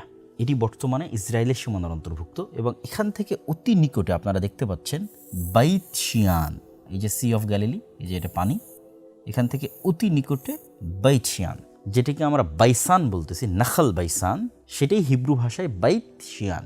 এটা ইসরায়েলের অন্যতম একটা শহর তথা এটাও ইসরায়েলের সীমানার অন্তর্ভুক্ত। এই লেক অফ টাইবেরিয়া বা সি অফ গ্যালিলি এটিও ইসরায়েলের সীমানার অন্তর্ভুক্ত। এবং সবচেয়ে মজার বিষয় হচ্ছে এই সি অফ গ্যালিলি বা লেক অফ টাইবেরিয়া, এটা বর্তমান বাইবেল অনুযায়ী এবং বাইবেলের যে প্রফেসি সেই অনুযায়ী খ্রিস্টানদের কাছে অতি পবিত্র একটি জায়গা। তারা বিশ্বাস করে যে ঈসা আলাইহিস সালাতু ওয়াস সালাম যত ধরনের মুজিজা দেখিয়েছেন, অন্ধকে ভালো করা, মৃত্যুকে জীবিত করা, যত রকমের মুজিজা, তার বেশিরভাগগুলোই তিনি এই সি অফ গ্যালিলির নিকটস্থ বা আশেপাশে দেখিয়েছেন বা এর উপরে দেখিয়েছেন। এই জন্য আজও ইউরোপ এবং আমেরিকা থেকে হাজার হাজার দর্শনার্থী ইসরায়েলে আসে এই সি অফ গ্যালিলি দেখার জন্য। এবার তৃতীয় আরেকটি বিষয় থাকলো আইনে জোগার। এই যে এটি ডেড সি দেখতে পাচ্ছেন, লেখা আছে ডেড সি, আর এই যে দেখেন জোগার স্প্রিং, এই যে এই জায়গাটা ডেড সির একদম নিকটস্থ। এই যে আরবিতেও লেখা আছে আইনে জোগার তথা ডেড সির নিকটস্থ, এবং এইটা এখন জর্দান সীমানার মধ্যে পড়ে তথা জর্দানের এরিয়ার মধ্যে পড়ে, যদিও এই এরিয়াটা জর্দান এবং ইসরায়েলের যে সীমানা সেই সীমানার নিকটস্থ। বাইবেলের বর্ণনা অনুযায়ী খ্রিস্টানদের নিকট অতি পবিত্র। বাইবেলের বর্ণনা অনুযায়ী তারা মনে করে যে এই ডেড সি ধ্বংস হওয়ার পর লূত আলাইহিস সালাতু ওয়াস সালামকে যেই জায়গায় আশ্রয় দেওয়া হয়েছিল সেটা আইনে জোগারের পাশে। এই জন্য এই স্প্রিং অফ জোয়ার এটা তারা এখনও দেখতে যায়, ভ্রমণে যায়। আমরা দাজ্জালের প্রশ্ন করা যে তিনটে জায়গা দেখলাম, এই তিনটি প্রশ্ন করার পরেই কিন্তু দাজ্জাল একটি করে ভবিষ্যৎবাণী করেছে। সে বলছে যে এখন কি ওই খেজুরের বাগানে খেজুর হয়? তো তোমরা জেনে রাখো, আমা ইন্নাহু ইউশেক আল্লাহ তুসমির, যে অচিরেই এই খেজুরের বাগানে, নাখলে বাইসানের এই খেজুরের বাগানে খেজুর হবে না। তারপরে যখন সে বহাইরা তাবারিয়া সম্পর্কে জিজ্ঞেস করলো, তখন সে জিজ্ঞেস করলো সেখানে কি এখন পানি আছে? তারা বললো হ্যাঁ, সেখানে এখন কাসিরাতুল মা, অনেক বেশি পানি আছে। সে ভবিষ্যৎবাণী করলো অচিরেই এখানে এই পানি থাকবে না, এবং কাছাকাছি একই ধরনের ভবিষ্যৎবাণী সে আইনে জোগার বা স্প্রিং অফ জোয়ারের যে ঝর্ণা সেটি সম্পর্ক করে। তাহলে এই যে এক সিরিয়ালে, এবং এখানে দেখেন জেরুজালেম, জেরুজালেম মানে এখানে মসজিদে আকসা আছে, অর্থাৎ এই পুরো এরিয়াটার মধ্যেই দাজ্জাল যে তিনটা প্রশ্ন করেছে সেই তিনটা প্রশ্নের স্থান এই এরিয়াটার মধ্যে। এই যে জেরুজালেম, মসজিদে আকসা, ডেড সি, আইনে জোগার তথা স্প্রিং অফ জোয়ার, বাইত শিয়ান তথা নাখাল বাইসান, বহাইরা তাবারিয়া তথা সি অফ গ্যালিলি, তথা এই এরিয়ার মধ্যে থেকে এই প্রশ্নগুলো করা প্রমাণ করে যে এই জায়গা কেন্দ্রিকই অবশ্যই দাজ্জালের উত্থান বলেন অথবা দাজ্জালের হত্যা বলেন অথবা দাজ্জালের প্রতিষ্ঠা বলেন অথবা দাজ্জালের শাসন বলেন পরিচালিত হওয়ার একটি সম্ভাবনা আছে, অথবা এই জায়গা কেন্দ্রিকই কিয়ামতের পূর্ব মুহূর্তে সকল কিছু সংঘটিত হবে। এতে সন্দেহের বিন্দুমাত্র কোনো অবকাশ নাই।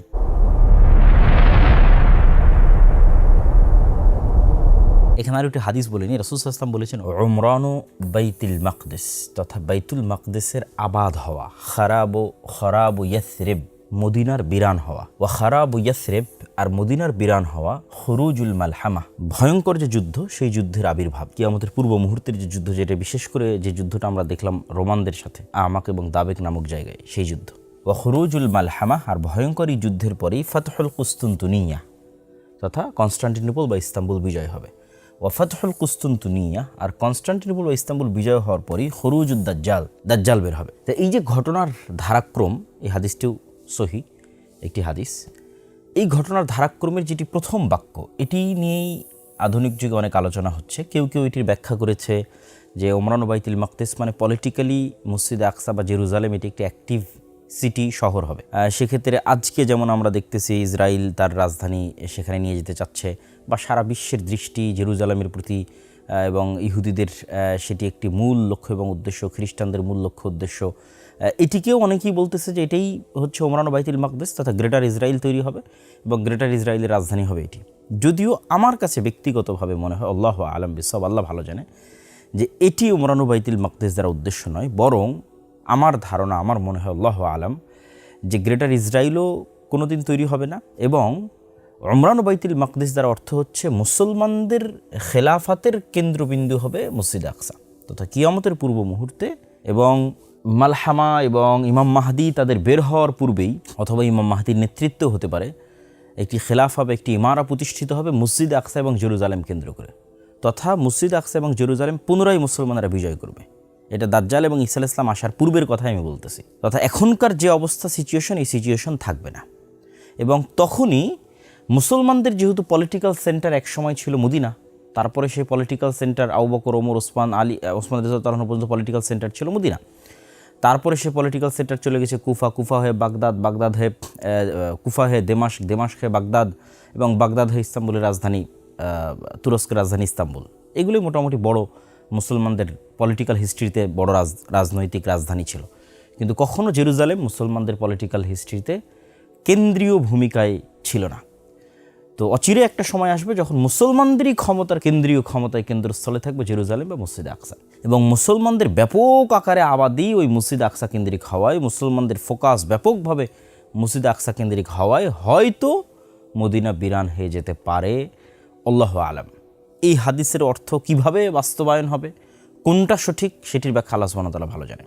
তো আমি আমার যেটি চিন্তাধারা সেটি তুলে ধরলাম, এবং এটার পিছনে সরাসরি কোনো সহিহ হাদিস থেকে দলিল দেওয়া সম্ভব নয়, তবে গাজওয়াতুল হিন্দ সংক্রান্ত কিছু জয়ীফ হাদিস থেকে এটির সাপোর্ট পাওয়া সম্ভব, যেখানে বলা আছে যে মসজিদে আকসার খলিফা, জেরুজালেমের খলিফা এক সেনাবাহিনী পাঠাবেন গাজওয়াতুল হিন্দ করার জন্য, এবং হিন্দ থেকে হিন্দের যারা বাদশাহ তাদেরকে জিঞ্জিরাবদ্ধ করে মসজিদে আকসায় আনা হবে, এবং তারপরেই তাদের সাক্ষাৎ হবে ইমাম মাহদি বা দাজ্জাল তাদের সাথে। তো সেখানে বলা আছে যে মসজিদে আকসা থেকে এই সেনাবাহিনী রওনা দিবে, তথা বোঝা যাচ্ছে যে মসজিদে আকসা তারও আগে, তথা ঈসা আলাইহিস সালাম আসার পূর্বেই, দাজ্জাল আসার পূর্বেই মসজিদে আকসা মুসলমানরা বিজয় করবে, আল্লাহু আলাম। এবং এটার আরেকটি আমরা চিন্তা চেতনা নিতে পারি যে মাসিহ তখনই হয় যখন বিপদ থেকে উদ্ধারকারী হয়। তাহলে প্রথম মাসিহ হচ্ছে মাসিহাদ দাজ্জাল। সে কাদেরকে বিপদ থেকে উদ্ধার করবে? ইহুদিদেরকে বিপদ থেকে উদ্ধার করবে। তো ইহুদিরা যদি বিপদে না পড়ে, মাসিহাদ দাজ্জাল কেমনে তাদের বিপদ থেকে উদ্ধারকারী হবে? আর সেকেন্ড মাসিহকে ঈসা মাসিহ, সে কাদেরকে বিপদ থেকে উদ্ধার করবে? উম্মতে মুহাম্মাদীকেও বিপদ থেকে উদ্ধার করবে। উম্মতে মুহাম্মাদীরা তখন কার বিপদে থাকবে? দাজ্জালের বিপদে থাকবে, কেন তখন সকল ক্ষমতা, সকল পাওয়ার দাজ্জালের হাতে। আরও একটি পয়েন্ট আপনাদের মাথায় নিতে হবে যে দাজ্জাল রাগান্বিত অবস্থায় বের হবে, তথা দাজ্জাল যখন দেখবে যে মুসলমানদের বিজয়ের পর বিজয়, কোনো মতেই মুসলমানদের বিজয় থামানো যাচ্ছে না, রোমে বিজয়, কুস্তুনতুনিয়া বিজয়, তারপরে মসজিদে আকসা বিজয়, ভারত বিজয়, বিজয়ের পর বিজয়, এগুলো আগেই হবে। এবং দেখা যাচ্ছে জেরুজালেম থেকে ইহুদিরা বিতাড়িত, তাদের থাকার কোনো জায়গা নাই, ইসরায়েল থেকে বিতাড়িত, তাদের থাকার কোনো জায়গা নেই, তারা বিপদগ্রস্ত অবস্থায় আসপাহানে আশ্রয় নিয়ে আছে। তখন দাজ্জাল রাগান্বিত অবস্থায় বের হবে এবং ইহুদিদের মাসিহা হিসেবে বের হবে, যাতে ইহুদিদের বিপদগ্রস্ত অবস্থা তৈরি হলে দাজ্জাল বের হবে। এটা আমার আন্ডারস্ট্যান্ডিং, আল্লাহু আলাম বিসসাওয়াব, আল্লাহ সুবহানাহু ওয়া তাআলা ভালো জানেন।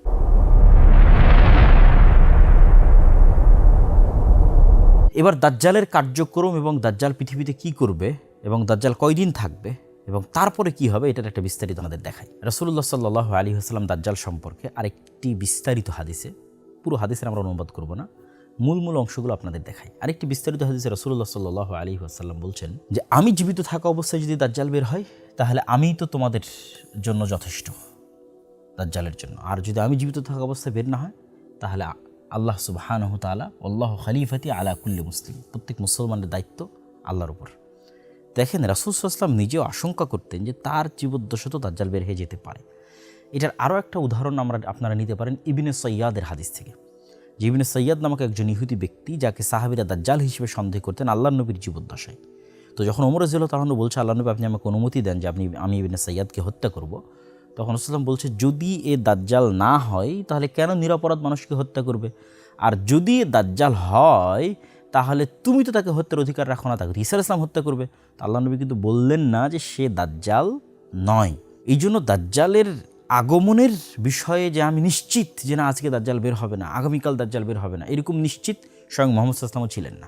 যে কোনো মুহূর্তে দাজ্জাল বের হয়ে যেতে পারে, এটা এই হাদিস থেকে আমরা স্পষ্ট বুঝতে পারি। এবার রাসূল সাল্লাল্লাহু আলাইহি ওয়াসাল্লাম বলছেন যে দাজ্জালের সামনে তোমরা ফাওয়াতিহ সূরাতিল কাহাফ, সূরা কাহাফ দাজ্জাল থেকে বাঁচার অন্যতম একটি মাধ্যম। সূরা কাহাফে কিন্তু কোরআনের সবচেয়ে ব্যতিক্রম ঘটনাগুলো আছে। যেমন আসহাবে কাহফের যেটা ঘটনা, যে 309-310 বছর তারা ঘুমাচ্ছে, মানুষ তাদের দেখলে মনে করবে তারা জাগ্রত অবস্থায়, অথচ তারা ঘুমন্ত বা মৃত অবস্থায়। আবার তারা ঘুম থেকে উঠে বলছে, কই আমরা তো অল্প কিছু সময় ঘুমিয়েছিলাম। এই যে সময়ের একটা ব্যাপক হেরফের, এই সময়ের হেরফের কিন্তু দাজ্জালের সাথে সংঘটিত হবে। ঠিক তেমন যুলকারনাইনের ঘটনা সূরা কাহফের মধ্যে আছে, এবং কিয়ামতের একমাত্র আলামত যার উল্লেখ কোরআনে আছে সেটা হচ্ছে ইয়াজুজ এবং মাজুজ, যেটা যুলকারনাইনের ঘটনার মধ্যে আছে, আর অন্যগুলোর কিন্তু উল্লেখ নাই। তারপরে আরও একটি ব্যতিক্রম ঘটনা সূরা কাহফে আছে, সেটা হচ্ছে খিজির আলাইহিস সালামের সাথে মুসা ইসলামের সাক্ষাৎ। এটা অন্যতম একটি ব্যতিক্রম ঘটনা। খিজির আলাইহিস সালাম কই থেকে আসলো, কীভাবে দেখা হলো, আবার কোথায় চলে গেল। তো ওই জিনিসগুলোকেও আমরা, এই বিষয়গুলোকেও আমরা দাজ্জাল এবং ইয়াজুজ মাজুজের সাথে আরেকবার কানেক্ট করব। কিন্তু আপাতত এখানে আমরা এতটুকু বলে নিচ্ছি যে সূরা কাহফের গুরুত্ব, কেননা যেই দিন দাজ্জাল বের হবে ওই দিন সূরা কাহফের এই ঘটনাগুলোকে আমরা দাজ্জালের বের হওয়ার সাথে পরিপূর্ণরূপে মিলিয়ে ফেলতে পারবো। এবং যে সূরা কাহফ অতি মজবুতভাবে বিশ্বাস করবে তার জন্য ঈমান ধরে রাখা অনেক সহজ হবে। আমরা আরেকটি ভিডিওতে ইনশাআল্লাহ সূরা কাহফের এই ঘটনাগুলো নিয়ে বিস্তারিত আলোচনা করব ইনশাআল্লাহ, যদি আল্লাহ সুবহানাহু ওয়া তাআলা তৌফিক দেয়। তো আল্লাহর নবী বলছেন যে খাল্লাতাম বাইনা শাম ওয়াল ইরাক, শাম এবং ইরাকের মধ্যবর্তী স্থান থেকে দাজ্জাল বের হবে। আর এক হাদিস রাসূল সাল্লাল্লাহু আলাইহি ওয়াসাল্লাম বলেছেন, ওই যে আগের যে হাদিস তামিমাত দারি, যে তিনি মদিনার এইভাবে লাঠি দিয়ে আঘাত করে বললেন এটাই সেই মদিনা যেখানে দাজ্জাল প্রবেশ করতে পারবে না, আর এখান থেকে মাশরিক পূর্ব দিক থেকে দাজ্জাল বের হবে। এবং আমরা যদি মদিনা থেকে পূর্ব দিকে, যেখানে দাঁড়িয়ে রাসূল সাল্লাল্লাহু আলাইহি ওয়াসাল্লাম পূর্ব দিকে ইশারা করছেন যে দিক থেকে দাজ্জাল বের হবে, আমরা যদি মদিনা থেকে পূর্ব দিকে একটা রেখা টানি, তাহলে এই রেখাটা এইভাবে যেতে থাকে পূর্ব দিকে। তার মধ্যে সৌদি আরবের এই অঞ্চলগুলোও পড়বে, সৌদি আরবের রিয়াদ অঞ্চলও পড়বে, তারপরে বাহরাইন, কাতার, তারপরে এই যে পারস্য উপসাগর যেখানে এখন যুদ্ধ চলতেছে, তারপরে এই বিশাল ইরান, বিশাল খোরাসান, তারপর বিশাল পাকিস্তান, যেতেই থাকবে পূর্ব দিকে। রাসূল বলছেন পূর্ব দিক থেকে দাজ্জাল বের হবে। তিনি মদিনাতে দাঁড়িয়ে বললেন পূর্ব দিক থেকে দাজ্জাল বের হবে।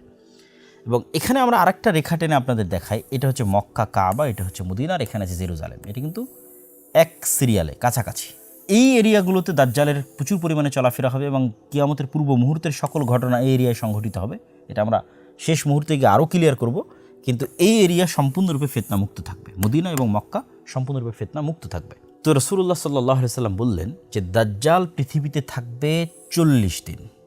তার প্রথম দিন হবে 1 বছরের সময়, তার দ্বিতীয় দিন হবে 1 মাসের সময়, তার তৃতীয় দিন হবে 1 সপ্তাহের সময়, আর তার বাকি দিনগুলো হবে স্বাভাবিক দিনের সময়। এটা একটা ব্যতিক্রম, অত্যন্ত ব্যতিক্রম, যে পৃথিবীর একটা দিন পৃথিবীর 1 বছরের সমান হবে। কেমনে সম্ভব? তারপর চলুন আমরা হিসাব করে দেখি যে ইন টোটাল দাজ্জাল তাহলে কতদিন পৃথিবীতে থাকতে পারে। রাসূলুল্লাহ সাল্লাল্লাহু আলাইহি সাল্লাম বললেন দাজ্জালের 1 দিন হবে 1 বছর, তারপরের দিন হবে 1 মাস, তারপরের দিন হবে 1 সপ্তাহ। এবং যেহেতু সে 40 দিন থাকবে, তাহলে 40 দিনের মধ্যে অলরেডি আমরা 3 দিন বাদ দিয়ে দিয়েছি। তাহলে আর বাকি যে স্বাভাবিক দিন থাকবে, সে স্বাভাবিক দিনের সংখ্যা কত হবে? সে স্বাভাবিক দিনের সংখ্যা হবে 37 দিন। এখন যদি আমরা ইন টোটাল যোগ করি যে কত দাঁড়ায়, তাহলে আমরা এখানে যোগ করতে পারি 30 দিন, 7 দিন, 37 দিন। তার 1 মাস সমান 30 দিন, 1 সপ্তাহ সমান 7 দিন, এবং বাকি যে 37 দিন, এই 37 দিন যদি আমরা গণনায় নিয়ে আসি, তাহলে সেক্ষেত্রে হয় 74 দিন, আর এখানে থাকতেছে 1 বছর। তাহলে 1 বছর 74 দিন সমান, তথা 1 বছর 2 মাস 14 দিন। তবে এখানে আরেকটা প্রশ্ন মাথায় কাজ করতে পারে যে দিন যদি 1 মাসের 1 বছরের হয়, দিন যদি 1 মাসের হয়, দিন যদি 1 সপ্তাহের হয়, রাত কত দিনের হতে পারে? আল্লাহ সুবহানাহু ওয়া তাআলা ভালো জানেন। এই হাদিসে রাসূলুল্লাহ সাল্লাল্লাহু আলাইহি ওয়াসাল্লাম দাজ্জাল সম্পর্কে আরও গুরুত্বপূর্ণ 2টি তথ্য দিয়েছেন। একটি হচ্ছে তার শারীরিক অবকাঠামো সম্পর্কে, আরেকটি তার সফরের দ্রুততার সম্পর্কে। রাসূলুল্লাহ সাল্লাল্লাহু আলাইহি ওয়াসাল্লাম তার শারীরিক অবকাঠামো সম্পর্কে বলেন যে সে হবে কোঁকড়ানো চুল বিশিষ্ট এবং তার 1 চোখ হবে একটু উঁচু কানা। কোঁকড়ানো চুল বিশিষ্ট এবং 1 চোখ হবে উঁচু কানা।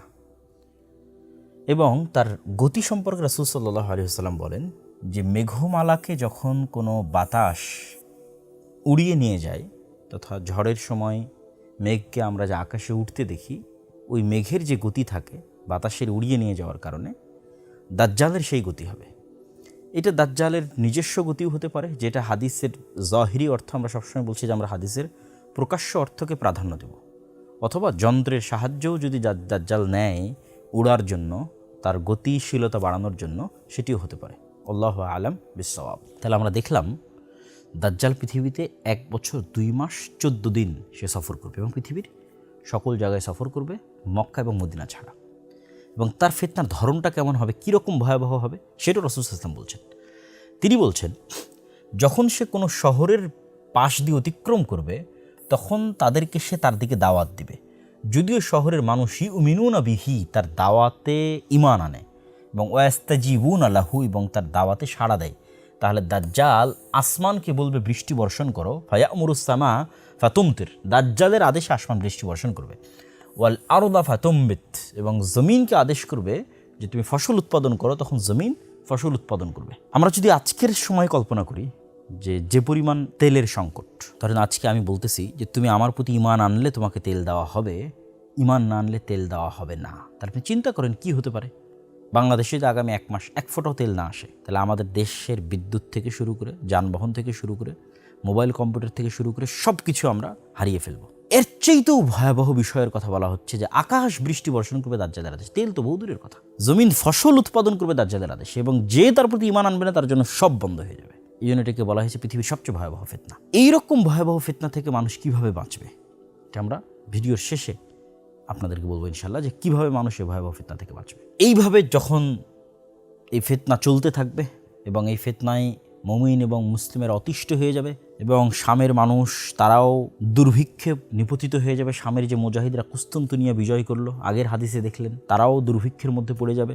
জেরুজালেমে যে সমস্ত মুসলমানেরা আছে মসজিদে আকসায়, তারাও ভয়ঙ্কর দুর্ভিক্ষের মধ্যে পড়ে যাবে, কারো কাছে কোনো খাবার থাকবে না, কেন অল এভরিথিংয়ের কন্ট্রোল দাজ্জালের হাতে। এইরকম ভয়াবহপূর্ণ সময়ে ঈসা আলাইহিস সালাতু ওয়াস সালাম মুসলমানদের মাসীহ হিসেবে, বিপদ থেকে উদ্ধারকারী হিসেবে, মুসলমানদেরকে বিপদ থেকে উদ্ধারকারী হিসেবে ঈসা আলাইহিস সালাম অবতীর্ণ হবেন। ফায়ানজিলু ইনদাল মানারাতিল বাইদা শারকিয়া দিমাশক, সাদা মিনারধারী মসজিদে দিমাশকের, সিরিয়ার রাজধানী দিমাশকে ঈসা ইবনে মারিয়াম নেমে আসবে 2 ফেরেশতার কাঁধে ভর দিয়ে। এবং বিভিন্ন রিওয়ায়াতে আছে এটা হবে ফজরের সালাতের সময়, এবং ইমাম মাহদির নেতৃত্বে যখন মুজাহিদগণ ফজরের সালাতের প্রস্তুতি নেবে তখন। এবার ঈসা আলাইহিস সালাতু ওয়াস সালাম সহ, ইমাম মাহদি সহ, অন্য আর মুজাহিদরা সহ দাজ্জালকে হত্যা করার জন্য রওনা দিবে।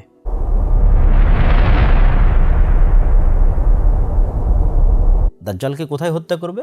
বিবাবি লুদ্দিন, জেরুজালেমের লুদ নামক দরজা। চলুন আমরা একটু গুগল ম্যাপ থেকে সেটাও দেখে আসি। দাজ্জালকে যেই জায়গায় হত্যা করা হবে, যেটি রাসূল সাল্লাল্লাহু আলাইহি ওয়াসাল্লামের হাদিসে আমরা দেখলাম এখনই, যে বাব লুদ, এই নামে ইসরায়েল এখন একটি শহর আছে বাবে লুদ নামে। এই যে আমরা আপনাকে সেটি ইন্ডিকেট করিয়ে দেখাচ্ছি, এটা হচ্ছে তেল আবিব, ইসরায়েলের রাজধানী। ইসরায়েলের রাজধানী তেল আবিবের অতি নিকটে বাবে লুদ নামক জায়গা। এবং বাবে লুদ থেকে জেরুজালেম আপনারা দেখতে পাচ্ছেন, বাবে লুদ থেকে জেরুজালেম দেখতে পাচ্ছি, এবং জেরুজালেম থেকে ডেড সি, এবং ডেড সির পরে আমরা জানি যে আইনে জোগার। প্রিয় দর্শক ও শ্রোতা, আমরা দেখলাম যে জায়গায় দাজ্জালকে হত্যা করা হবে। চলেন আমরা হাদিসটা পূর্ণ করি। রাসূলুল্লাহ সাল্লাল্লাহু আলাইহি ওয়াসাল্লাম যখন দাজ্জালের হত্যার কথা বললেন বাবে লুদ নামক জায়গায়, তখন তিনি এটিও বললেন যে ঈসা আলাইহিস সালাতু ওয়াস সালাম দাজ্জালকে হত্যা করার পর সেই রক্ত তিনি মানুষকে দেখাবেন, কেননা মানুষের কাছে এটি অবিশ্বাস্য যে দাজ্জালের মতো এত শক্তিশালী, এত বৃহৎ, এত ক্ষমতাধর কাউকে সত্যিকারভাবে হত্যা করা হয়েছে। এটি মানুষের কাছে একটি আশ্চর্যজনক বিষয় বলে মনে হবে, এই জন্য তিনি সেটি মানুষকে দেখাবেন।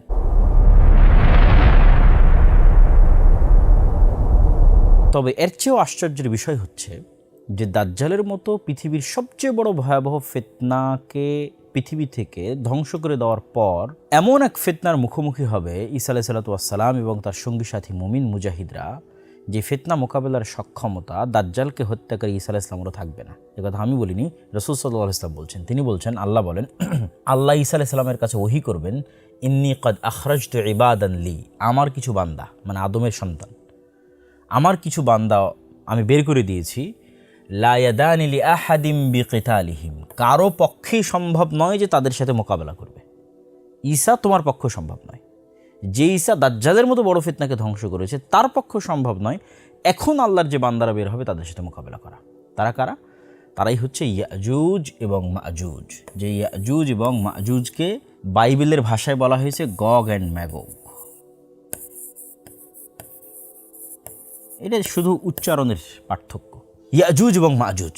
এই ইয়াজুজ এবং মাজুজ যখন বের হবে তখন আল্লাহ সুবহানাহু ওয়া তাআলা ঈসা আলাইহিস সালামকে আদেশ দিবেন যে তুমি আমার বান্দাদের নিয়ে আশ্রয় নাও তুর পাহাড়ে। ফাহারিজ ইবাদি তথা মুমিন এবং মুজাহিদ বান্দাদের নিয়ে কোথায় আশ্রয় নেবে? তুর পাহাড়ে। চলেন আমরা একটু দেখে আসি তুর পাহাড়ের লোকেশন। আপনারা যারা আমার বানু ইসরাইলের বক্তব্য শুনেছেন অথবা আমার ফিলিস্তিন বইটা পড়েছেন তারা অবশ্যই এই সিনাই মরুভূমির কথা ব্যাপকভাবে শুনেছেন। এই যে এই পাশে আমরা দেখতে পাচ্ছি মিশর, এই সমুদ্র পার হওয়া অবস্থায় ফেরাউন ডুবে গেছে, আর এখানে এসে মুসা আলাইহিস সালাতু ওয়াস সালাম আশ্রয় নিয়েছেন। এই যে তুর পাহাড়, এই তুর পাহাড়ের আশেপাশের অঞ্চলে মুসা আলাইহিস সালাম আশ্রয় নিয়েছেন। এবং এই বিশাল সিনাই মরুভূমিতে যতগুলো ঘটনা, বানু ইসরাইলের পাথর ফেটে পানি বের হওয়া, বানু ইসরাইলের আকাশ থেকে মেঘ দিয়ে আশ্রয় দেওয়া, জান্নাত থেকে মান্না এবং সালওয়া পাঠানো, এবং তুর পাহাড়ে মুসা আলাইহিস সালাতু ওয়াস সালামের ইবাদত, আরবাঈনা লাইলা ওয়াইদ আদনা মুসা আরবাঈনা লাইলা, 40 রাত ইবাদত। তুর পাহাড় থেকে নেমে এসে দেখলেন যে বানু ইসরাইল শিরকে লিপ্ত হয়ে গেছে। তারপরে এই যে জেরুজালেম, এটা বিজয়ের জন্য আল্লাহর আদেশ, যে তাদেরকে আল্লাহ আদেশ দিলেন তোমরা যাও যুদ্ধ করো। তারা বলল যে না, এখানে আমালেকা গোত্র আছে, বিশাল দেহের শক্তিশালী, আমরা যুদ্ধ করতে যাব না। তখন আল্লাহ তাদের আযাব দিলেন যে 40 বছর তোমরা এই মরুভূমিতে ঘুরপাক খাও। ইতিহুনা ফিল আরদি 40 সানা, এই মরুভূমিতে। তো এই সিনাই মরুভূমিরই একটা বড় অংশ হচ্ছে তুর পাহাড়, যেটা মুসা আলাইহিস সালাতু ওয়াস সালামের স্মৃতির সাথেও সম্পৃক্ত। এই তুর পাহাড়, এই সিনাই মরুভূমি। আর আমরা দেখলাম যে এখনই ঈসা আলাইহিস সালাতু ওয়াস সালাম দাজ্জালকে কোথায় হত্যা করলেন? বাবে লুদ নামক এরিয়ায়। আমি ম্যাপটা এখানে একটু ঘুরিয়ে ধরেছি যাতে একসাথে আপনাদের দাজ্জালের হত্যার জায়গা এবং যেখানে ইয়াজুজ মাজুজ বের হলে আশ্রয় নিতে বলছে আল্লাহ, সেই জায়গাটা আপনাদের দেখাতে পারি। এই যে তুর পাহাড় দেখতে পাচ্ছেন, এতে পাশে আছে মিশর, এই যে কায়রো, এতে এটা হচ্ছে জেরুজালেম বা ফিলিস্তিন বা শাম, আরজু শাম, এটা সিনাই মরুভূমি। আর এই যে তেল আবিবের নিকটস্থ জায়গা বাবে লুদ। এখানে দাজ্জালকে হত্যা করার পর আল্লাহ আদেশ দিবেন তুমি মুমিনদের নিয়ে আশ্রয় নাও এই যে তুর পাহাড়ে, এই তুর পাহাড়ে আশ্রয় নাও। আর আমার এক সৃষ্টি বের হবে, যে সৃষ্টির সাথে কেউই পারবে না। তো আমরা দেখছিলাম ইয়াজুজ এবং মাজুজ বের হবে এবং ঈসা আলাইহিস সালাতু ওয়াস সালাম মুমিনদের নিয়ে তুর পাহাড়ে আশ্রয় নেবে। ইয়াজুজ এবং মাজুজের প্রথম দল বুহাইরা তাবারিয়া, ওই সেম সি অফ গ্যালিলি আপনাদের দেখিয়েছি, ওটা অতিক্রম করার সময় সেটা সম্পূর্ণ পানি তারা পান করে নেবে। এই হাদিস থেকে একটা বিষয় আমাদের প্রশ্নবোধক চিহ্ন তৈরি হয়, যে দাজ্জাল যখন জিজ্ঞেস করলো যে এই বুহাইরা তাবারিয়ায় অচিরে একদিন পানি থাকবে না, তো অনেকেই মনে করে যে বুহাইরা তাবারিয়ার পানি দাজ্জাল বের হওয়ার আগেই শেষ হয়ে যাবে। তো দাজ্জাল বের হওয়ার আগে যদি সি অফ গ্যালিলি বা বুহাইরা তাবারিয়ার পানি শেষ হয়ে যায়, তাহলে ইয়াজুজ মাজুজ কীভাবে বুহাইরা তাবারিয়ার পানি পান করে? এটা একটা প্রশ্নবোধক। সুতরাং ওই হাদিসের অর্থ এরকম মনে করা, একদম ফাইনাল করে ফেলা যে দাজ্জাল বের হওয়ার আগেই নাখাল বাইসানের সকল খেজুর শেষ হয়ে যাবে, দাজ্জাল বের হওয়ার আগেই বুহাইরা তাবারিয়ার পানি শেষ হয়ে যাবে, একদম নির্ধারিত করে ফেলা, এইটার আসলে কোনো দলিল কোরআন এবং হাদিসে পাওয়া যায় না। বরং একদিন থাকবে না, এটার দ্বারা উদ্দেশ্য এটাও হতে পারে যে ইয়াজুজ মাজুজ একদিন এই সমুদ্রের পানি খেয়ে ফেলবে, এটাই উদ্দেশ্য হতে পারে, যেটা এই হাদিস থেকে বোঝা যাচ্ছে। আল্লাহু আ'লাম বিসওয়াব, সঠিক জ্ঞান আল্লাহ সুবহানাহু ওয়া তাআলার কাছে আছে। তো যখন এই ইয়াজুজ মাজুজের এই ভয়ঙ্কর ফিতনা পৃথিবীতে ছড়িয়ে পড়বে, তখন ঈসা আলাইহিস সালাতু ওয়াস সালাম মুমিনদের নিয়ে যে তুর পাহাড়ে আশ্রয় নিলেন, সেখানে তো কোনো খাবার নাই, পানি নাই, সারা পৃথিবী ইয়াজুজ মাজুজে পরিপূর্ণ, এবং তাদের সংখ্যা এত পরিমাণে বেশি হবে যে এই ভয়ঙ্কর ভয়াবহ ফিতনা অবস্থায় যখন কোনো খাবার পানি কিচ্ছু থাকবে না, ভয়ঙ্কর ভয়াবহ দুর্ভিক্ষ দেখা দিবে, তখন যে নবী নিজে হাতে দাজ্জালের মতো পৃথিবীর সবচেয়ে বড় ফিতনাকে ধ্বংস করলেন, সেই নবী এবং তার সঙ্গী সাথী সকলেই আল্লাহ সুবহানাহু ওয়া তাআলার দিকে একনিষ্ঠ মনে ফিরে যাবেন এবং আল্লাহ সুবহানাহু ওয়া তাআলার নিকটে দোয়া করবেন এবং আল্লাহর কাছে কান্নাকাটি করবেন যেন এই মহাবিপদ থেকে, ফিতনা থেকে তাদের মুক্তি দেওয়া হয়। তাদের দোয়া শ্রবণ করার মাধ্যমে আল্লাহ সুবহানাহু ওয়া তাআলা এক প্রকার পোকামাকড় তাদের কাঁধে দিয়ে দিবেন এবং সেখান থেকে এমন এক অসুস্থতা হবে যে তারা মৃত্যুবরণ করবে এবং সবাই মৃত্যুবরণ করবে, একসাথে একবারে মৃত্যুবরণ করবে। কামাউতি নাফসিন ওয়াহিদাতিন, যেন একটা নাফসের মৃত্যু যেমন হয়, এরকম লক্ষ লক্ষ কোটি কোটি ইয়াজুজ মাজুজ একবারে শেষ হয়ে যাবে। তখন নবিউল্লাহ ঈসা, আল্লাহর নবী ঈসা পৃথিবীতে নেমে আসবেন, তুর পাহাড় থেকে দুনিয়াতে নেমে আসবেন, কিন্তু পৃথিবীতে এক বিঘত জায়গাও খালি পাবেন না যেটা বসবাসের মতো। কেন? ওই ইয়াজুজ মাজুজের মৃত লাশের গন্ধে। কেন? তাদের সংখ্যা এত বেশি।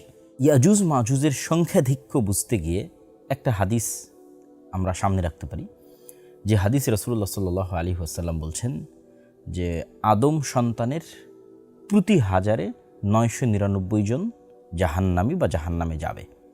তখন সাহাবীরা অতি চিন্তিত হয়ে যায়। এখানে রাসূল সাল্লাল্লাহু আলাইহি ওয়াসাল্লাম বলছেন মিন কুল্লি আলফিন 999, প্রত্যেক 1000 থেকে 999 জন। তখন সাহাবীরা চিন্তিত হয়ে জিজ্ঞেস করলেন, আল্লাহ নবী, তাহলে আমাদের কী অবস্থা হবে? তখন রাসূল সাল্লাল্লাহু আলাইহি ওয়াসাল্লাম বললেন যে তোমাদের চিন্তার কোনো কারণ নেই, কেননা এই 999 জনের একজন হবে তোমাদের মধ্যে থেকে এবং বাকিরা হবে ইয়াজুজ এবং মাজুজ থেকে, তথা তাদের জাহান্নামে যত মানুষ জাহান্নামে যাবে তার একটা বড় অংশ হবে ইয়াজুজ এবং মাজুজ। একদম আদম থেকে নিয়ে কিয়ামত পর্যন্ত যত মানুষ জাহান্নামে যাবে তার একটা বড় অংশ হবে ইয়াজুজ মাজুজ। তাহলে ইয়াজুজ মাজুজের সংখ্যা কত হতে পারে? আল্লাহু আকবার। তো মৃত লাশের গন্ধে এক বিঘত জায়গাও খালি থাকবে না। তখন তারা পুনরায় দ্বিতীয়বারের ন্যায় আল্লাহ সুবহানাহু ওয়া তাআলার নিকট একনিষ্ঠ মনে দোয়া করবেন, কান্নাকাটি করবেন।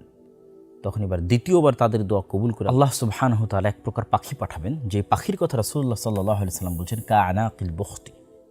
বুখত গোত্রের উটগুলো যেমন তাদের কুঁচগুলো যেমন খুবই উঁচু, ওইরকম খুবই উঁচু কুঁচ বিশিষ্ট এক প্রকার পাখি আল্লাহ সুবহানাহু ওয়া তাআলা পাঠাবেন।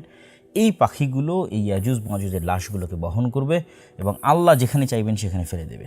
উত্তর মেরু, দক্ষিণ মেরু, যে কোনো জায়গা যেখানে হয়তো মানুষ বসবাস করে না, সাইবেরিয়া, বরফ আচ্ছাদিত, যেটা মানুষের যাওয়া এবং আসার বাইরে, আল্লাহ সুবহানাহু ওয়া তাআলা যেখানে ভালো মনে করবেন সেখানে গিয়ে তারা ফেলে দেবে। এবং পৃথিবীকে বসবাস উপযোগী করার জন্য আল্লাহ সুবহানাহু ওয়া তাআলা আসমানকে আদেশ দিবেন বৃষ্টি বর্ষণ করার জন্য, এবং সারা পৃথিবী বৃষ্টি বর্ষণ হয়ে ধুয়ে মুছে সাফ হয়ে যাবে। ধুয়ে মুছে সাফ হয়ে যাওয়ার পর এবার আল্লাহ সুবহানাহু ওয়া তাআলা জমিনকে আদেশ দিবেন, তোমার মধ্যে যা বরকত আছে সব উৎপন্ন করে দাও। আসমানকে আদেশ দিবেন, যা বরকত আছে সব অবতীর্ণ করে দাও। তথা জমিনে এমন ফসল উৎপাদন হবে যে একটা ডালিম, একটা গ্রাম, একটা বংশ, একটা গাভীর দুধ, একটা গ্রাম, একটা বংশ, এত পরিমাণে রহমত এবং বরকতে পৃথিবী পরিপূর্ণ হয়ে যাবে।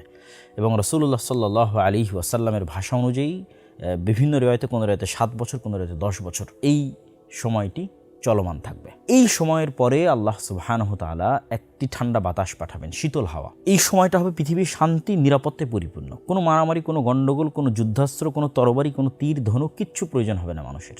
শুধু আরাম এবং শান্তির হবে এই সময়টা, ন্যায় এবং ইনসাফের। তারপর একটি শীতল বাতাসে আল্লাহ সুবহানাহু ওয়া তাআলা সকল মুমিনকে রিহান তাইয়্যিবা, এক শীতল বাতাস আল্লাহ পাঠাবেন।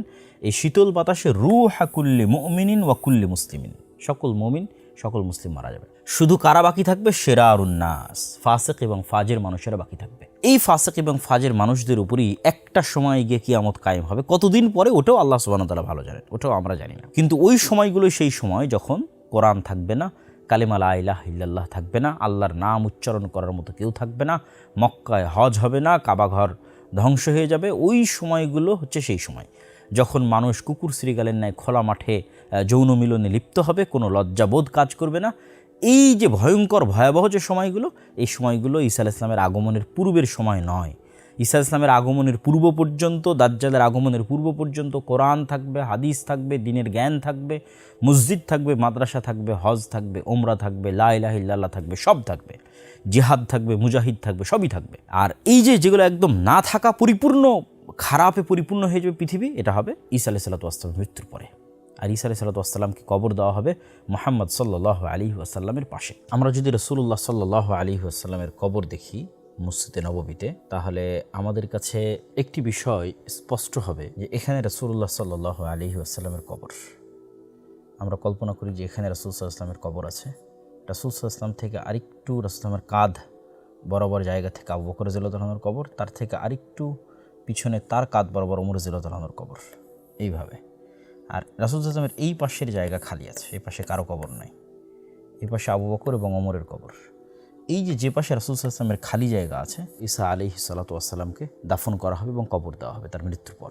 প্রিয় দর্শক ও শ্রোতা, আমরা মোটামুটি দীর্ঘ সময় যাবৎ কিয়ামতের পূর্ব মুহূর্তে সংঘটিত বিষয়গুলোর উপর সবচেয়ে বিশুদ্ধ যে হাদিসগুলো, বিশেষ করে বুখারী মুসলিমে এসেছে, দাজ্জাল সংক্রান্ত, ইয়াজুজ মাজুজ সংক্রান্ত, সেগুলোর মোটামুটি একটা সারমর্ম আলোচনা আমরা ইতিমধ্যেই করে ফেলেছি। আরও কয়েকটি বিষয়ে আমাদের মধ্যে ব্যাপকভাবে আলোচিত হয়, সেগুলোর প্রতিও ইঙ্গিত না করলেই নয়। তার মধ্যে একটি হচ্ছে যে ইমাম মাহদী।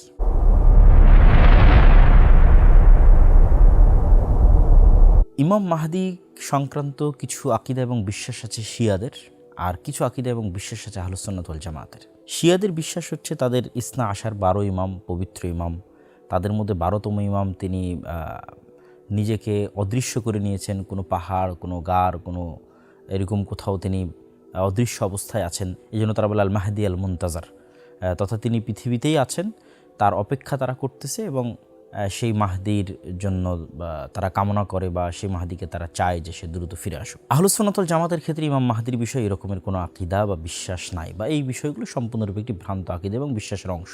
ঈসা আলাইহিস সালাতু ওয়াস সালামের পূর্বে একজন আমিরের অধীনে, একজন নেতার অধীনে উম্মতে মুহাম্মাদি একত্রিত হবে, রোমানদের বিরুদ্ধে যুদ্ধ করবে, এবং কিছু কিছু হাদিসে আছে যে তার হাত দিয়ে পৃথিবীতে ন্যায় এবং ইনসাফ প্রতিষ্ঠা হবে ঈসা আলাইহিস সালামের আগমনের পূর্বেই।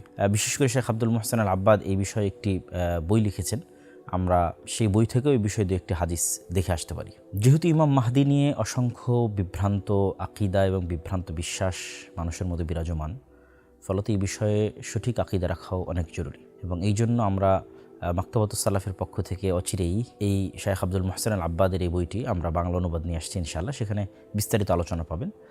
আমি সেখান থেকে শুধু একটি হাদিস আপনাদের সামনে তুলে ধরতে চাই। আবু দাউদে বর্ণিত হাদিস, যে রাসূলুল্লাহ সাল্লাল্লাহু আলাইহি ওয়াসাল্লাম বলেন, আব্দুল্লাহ বিন মাসউদ রাদিয়াল্লাহু তাআলা থেকে বর্ণিত, যে যদি পৃথিবী ধ্বংস হতে একদিনও বাকি থাকে, তবুও আমার আহলে বাইত তথা রাসূল সাল্লাল্লাহু আলাইহি ওয়াসাল্লামের বংশ, রাসূল সাল্লাল্লাহু আলাইহি ওয়াসাল্লামের আহলে বাইত মানে শুধু ফাতেমা রাদিয়াল্লাহু তাআলা আনহা নন, বা আহলে বাইত মানে শুধু হাসান এবং হোসাইন নয়। আহলে বাইত মানে আমরা এর আগে অন্য আরেক বক্তব্যে বিস্তারিত আলোচনা করেছি, আহলে বাইতের মধ্যে রাসূল সাল্লাল্লাহু আলাইহি ওয়াসাল্লামের চাচারাও আছেন, তথা আলী ইবনে আবি তালেবের অন্য আর যারা ভাই আছে।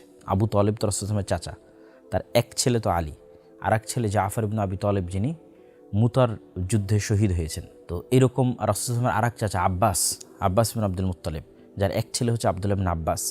তো এক কথায় বানু হাশিম, রাসূল সাল্লাল্লাহু আলাইহি ওয়াসাল্লাম কুরাইশের যেই গোত্র হাশিম, এই হাশিমি গোত্রের মধ্যে তিনি আসবেন, তথা কুরাইশ বংশের মধ্যে তিনি আসবেন, এবং তার নামের সাথে আমার নাম মিল থাকবে, তার পিতার নামের সাথে আমার পিতার নাম মিল থাকবে, তথা মুহাম্মদ বিন আবদুল্লাহ। তিনি পৃথিবীকে এমনভাবে ন্যায় এবং ইনসাফ দিয়ে পরিপূর্ণ করে দিবেন যেমনভাবে তার পূর্বে পৃথিবী অত্যাচার এবং জুলমে পরিপূর্ণ ছিল। তো কাছাকাছি এই ধরনেরই মোটামুটি অনেক হাদিস একত্রিত তিনি করেছেন।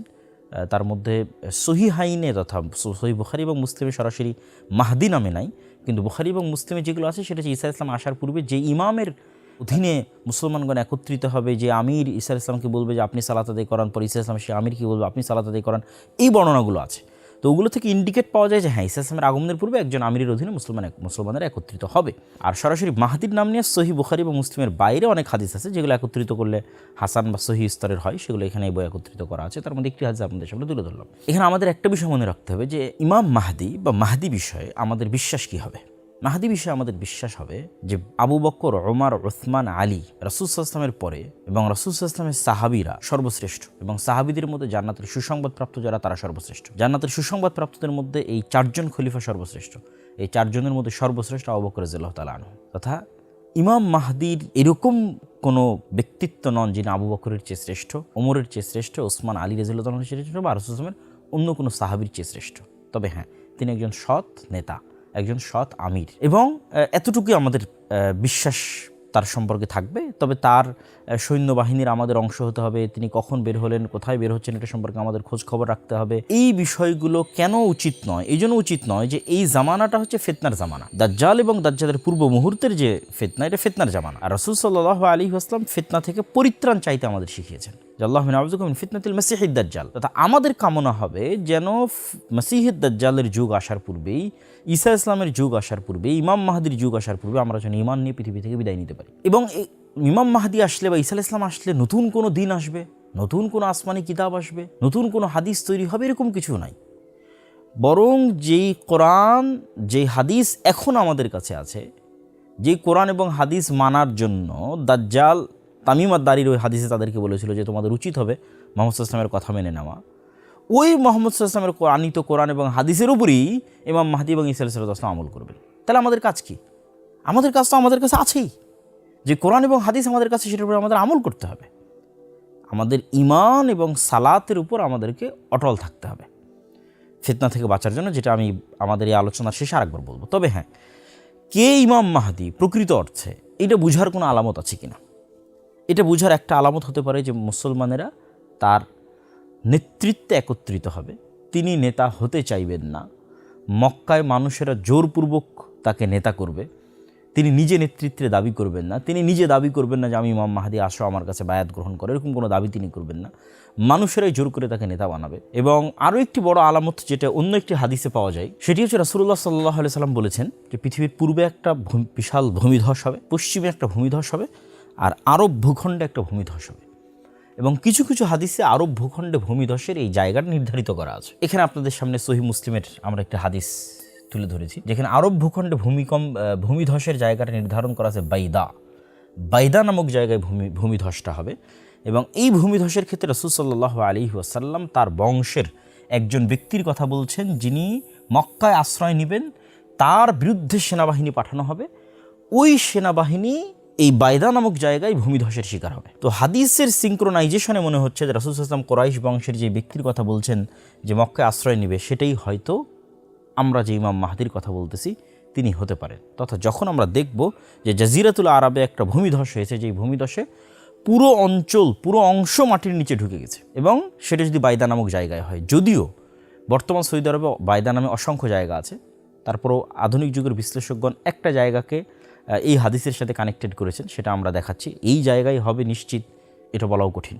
রাসূলুল্লাহ সাল্লাল্লাহু আলাইহি সাল্লামের যুগে এই বাইদা নাম কোন জায়গার ক্ষেত্রে প্রয়োগ করা হতো সেটি খুঁজে বের করা এবং এখনকার অসংখ্য জায়গা বাইদা নামে হওয়া বিষয়টা একটু জটিল। তারপর আমরা দেখাই, এখানে আমরা দেখতে পাচ্ছি যে মসজিদের যে হারাম এরিয়া আছে, এই হারাম এরিয়া যেখান থেকে শেষ হয়, এই শেষ হওয়ার পরে আমরা যেখান থেকে মদিনার মিকাত যেটাকে বলি জুল হুলাইফা, এখান থেকে হাজিগণ মক্কা যাওয়ার জন্য যখন উমরা বা হজে যান, তখন মদিনার মানুষ এখান থেকে ইহরাম বাঁধে। আর এই যে এটা হচ্ছে মসজিদে কুবা, এদিকে মসজিদে নববী। এই যে এখানে আমরা একটা জায়গা দেখতে পাচ্ছি আল বাইদা, জুল হুলাইফা পার হওয়ার পরে এবং জাবাল ঈদ যেখানে হারামের এরিয়া শেষ হয়, তারপরই এই যে বাইদা নামক আমরা জায়গা দেখতে পাচ্ছি। এটা মিকাত, জুল হুলাইফা মিকাতের মসজিদ। এবং এইদিকে জাতুল জাইশ, যেখানে আয়েশা রাদিয়াল্লাহু তাআলা আনহার হার হারিয়ে গেছিল, যে লম্বা ঘটনা এবং তায়াম্মুমের আয়াত অবতীর্ণ হয়েছিল। এই এরিয়ার মাঝামাঝি এরিয়াই হচ্ছে বাইদা, একটা ফাঁকা জায়গা। নির্ধারিত আমরা জায়গা বুঝতে না পারলেও জাজিরাতুল আরব, আরব উপদ্বীপে একটা ভয়ঙ্কর ভূমিধস হবে। এই ভূমিধসের মাধ্যমে নিশ্চিত হওয়া যেতে পারে যে ইমাম মাহদি তিনি। এখানে আরও একটি বিষয় প্রশ্নবোধক চিহ্ন থেকে যায়, সেটি হচ্ছে আসফাহানের ইহুদিরা। এই হাদিসটাও আমাদের জানা দরকার।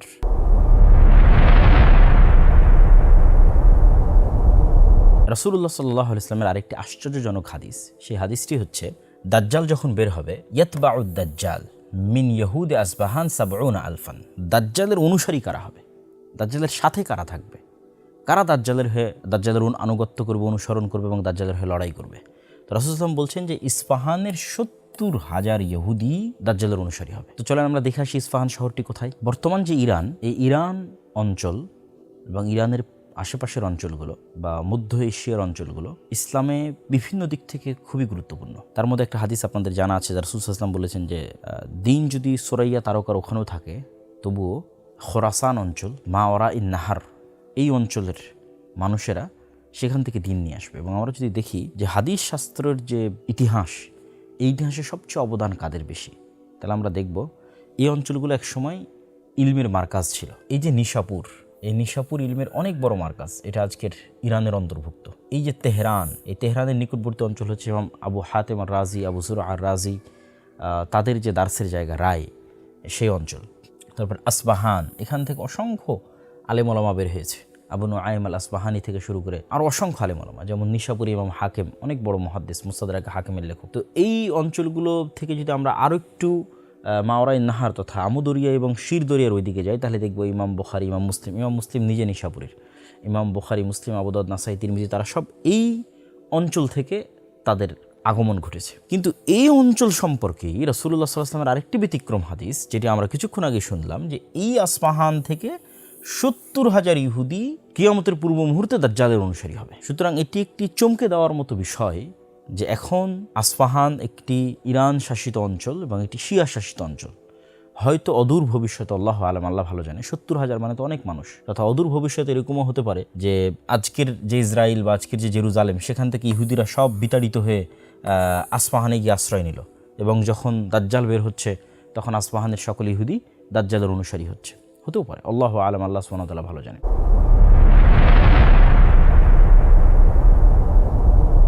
কিয়ামতের পূর্ব মুহূর্তের আরেকটি গুরুত্বপূর্ণ হাদিস, যেটি আলোচনা না করলে আমাদের আলোচনাটি পূর্ণতা পাবে না, সে হাদিসটি হচ্ছে রাসূলুল্লাহ সাল্লাল্লাহু আলাইহি ওয়াসাল্লাম বলেন, লা তাকুমুস সাআহ হাত্তা ইউকাতিলাল মুসলিমুন, ততদিন পর্যন্ত কিয়ামত হবে না যতদিন মুসলমানেরা ইহুদিদের সাথে যুদ্ধ না করছে। ফায়াকতুলুহুমুল মুসলিমুন, এবং মুসলমানেরা ইহুদিদের হত্যা করবে। এবং হত্যা করার ভয়াবহতায় সিচুয়েশন এরকম দাঁড়াবে যে ইহুদিরা পালিয়ে আশ্রয় নিবে পাথরের পিছনে, পালিয়ে আশ্রয় নিবে গাছের পিছনে।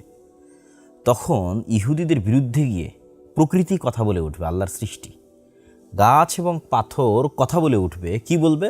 ইয়া আবদাল্লাহ, হে আল্লাহর বান্দা, হাদা ইহুদি খালফি, এই যে ইহুদি আমার পিছনে লুকিয়ে আছে, ফাতা আল ফাকতুলহু, আসো একে হত্যা করো।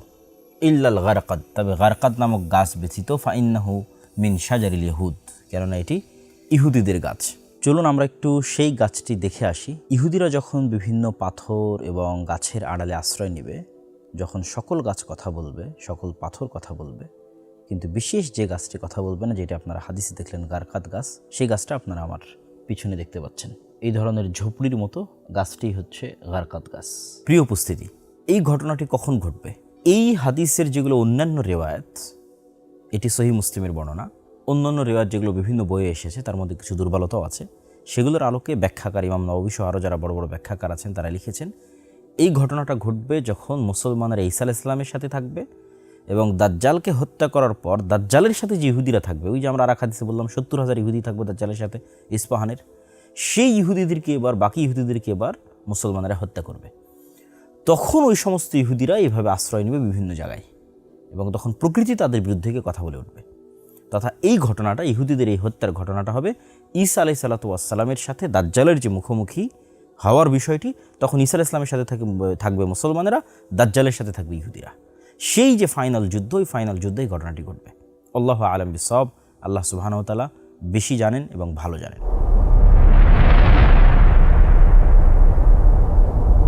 প্রিয় উপস্থিতি, এই যে আমরা দাজ্জালের বিশাল হাদিস পড়লাম, ইয়াজুজ এবং মাজুজের ভয়ঙ্কর ঘটনা শুনলাম, একদল নাস্তিককে দেখবেন যখন আমরা এগুলো বলি তখন তারা প্রশ্ন উঠায় যেগুলো কাল্পনিক, ঔপন্যাসিক গল্পের মতো, এবং এগুলো জীবনে কোনোদিন বাস্তবে হবে না। এবং তাদের এই অবিশ্বাসের সবচেয়ে বড় কারণ হচ্ছে আজকের যে উন্নত প্রযুক্তি, আজকের যে স্যাটেলাইটের অধীনে বিশ্ব, ক্যামেরা, তারা মনে করে সারা পৃথিবীর সব কিছু যেহেতু আমাদের কন্ট্রোলে, তো কোথাও তো আমরা দাজ্জালকে দেখতে পাচ্ছি না, কোথাও তো আমরা ইয়াজুজ এবং মাজুজকে দেখতে পাচ্ছি না। সুতরাং এগুলো সব মিথ্যা হাদিস, মিথ্যা তথ্য এবং মিথ্যা কথা, যার প্রতি মুসলমানেরা পাগলের মতো বিশ্বাস স্থাপন করছে। কিন্তু আমাদের প্রথমত এই বিষয়গুলোর প্রতি আমাদের প্রথম দায়িত্ব এবং কর্তব্য হচ্ছে সামি'না ওয়া আতা'না, আমরা শুনেছি, ঈমান এনেছি এবং অনুসরণ করেছি। এটি উম্মতে মুহাম্মাদের বৈশিষ্ট্য। রাসূলুল্লাহ সাল্লাল্লাহু আলাইহি ওয়াসাল্লাম যখন মেরাজ সফর করেছিলেন, তখন আবু বকর রাদিয়াল্লাহু তাআলা আনহু সেটির সত্যায়ন করার কারণেই তিনি সিদ্দিক। আমাদের নবী মুহাম্মদ সাল্লাল্লাহু আলাইহি ওয়াসাল্লামের পক্ষ থেকে যা যেভাবে বর্ণিত হয়েছে, আমরা সেটার প্রতি ঈমান রাখি এবং সেটিকে তার জাহিরি অর্থ, প্রকাশ্য অর্থের উপরই সংঘটিত হবে মর্মে দৃঢ় বিশ্বাস রাখি। সেক্ষেত্রে আমাদের জন্য আসলে কোনো দলিল এবং কোনো ডকুমেন্টের প্রয়োজন নাই। আমাদের জন্য আসলে আল্লাহর একটি কথাই যথেষ্ট, যে ওয়া আলা কুল্লি শাইইন কাদির, তিনি সকল কিছুর উপর ক্ষমতাবান। কিন্তু তারপরও যেহেতু আমরা মানুষ এবং বিভিন্ন ফিতনা এবং বিভিন্ন প্রশ্ন আমাদের অন্তরে তৈরি হয়, সেহেতু এই বিষয়েও কিছু উত্তর যদি আমাদের জানা থাকে আমাদের জন্য সহজ হবে। আমাদের জন্য প্রথম উত্তর হচ্ছে যে অতীত, পৃথিবীর অতীতে এই ধরনের ভয়ঙ্কর এবং ভয়াবহ ঘটনার চেয়ে হাজারো ভয়ঙ্কর এবং ভয়াবহ ঘটনা ঘটেছে। যে ভয়ঙ্কর এবং ভয়াবহ ঘটনাগুলো, ওই ঘটনার প্রতি যদি আমার ঈমান আনা সহজ হয়, তাহলে এই ঘটনার প্রতি ঈমান আনা আমার জন্য অনেক ইজি। যেমন যখন মারিয়াম আলাইহিস সালাম বিনা পিতায় ঈসা আলাইহিস সালামকে জন্ম দিলেন, তখন ওইটার প্রতি ঈমান আনার জন্য আল্লাহ বলছেন কোরআনে যে আমি আদমকে তো পিতামাতায় ছাড়াই সৃষ্টি করেছি। তা আদমকে যদি পিতামাতা ছাড়াই সৃষ্টি করতে পারি, তাহলে পিতা ছাড়া ঈসাকে কেন সৃষ্টি করতে পারবো না?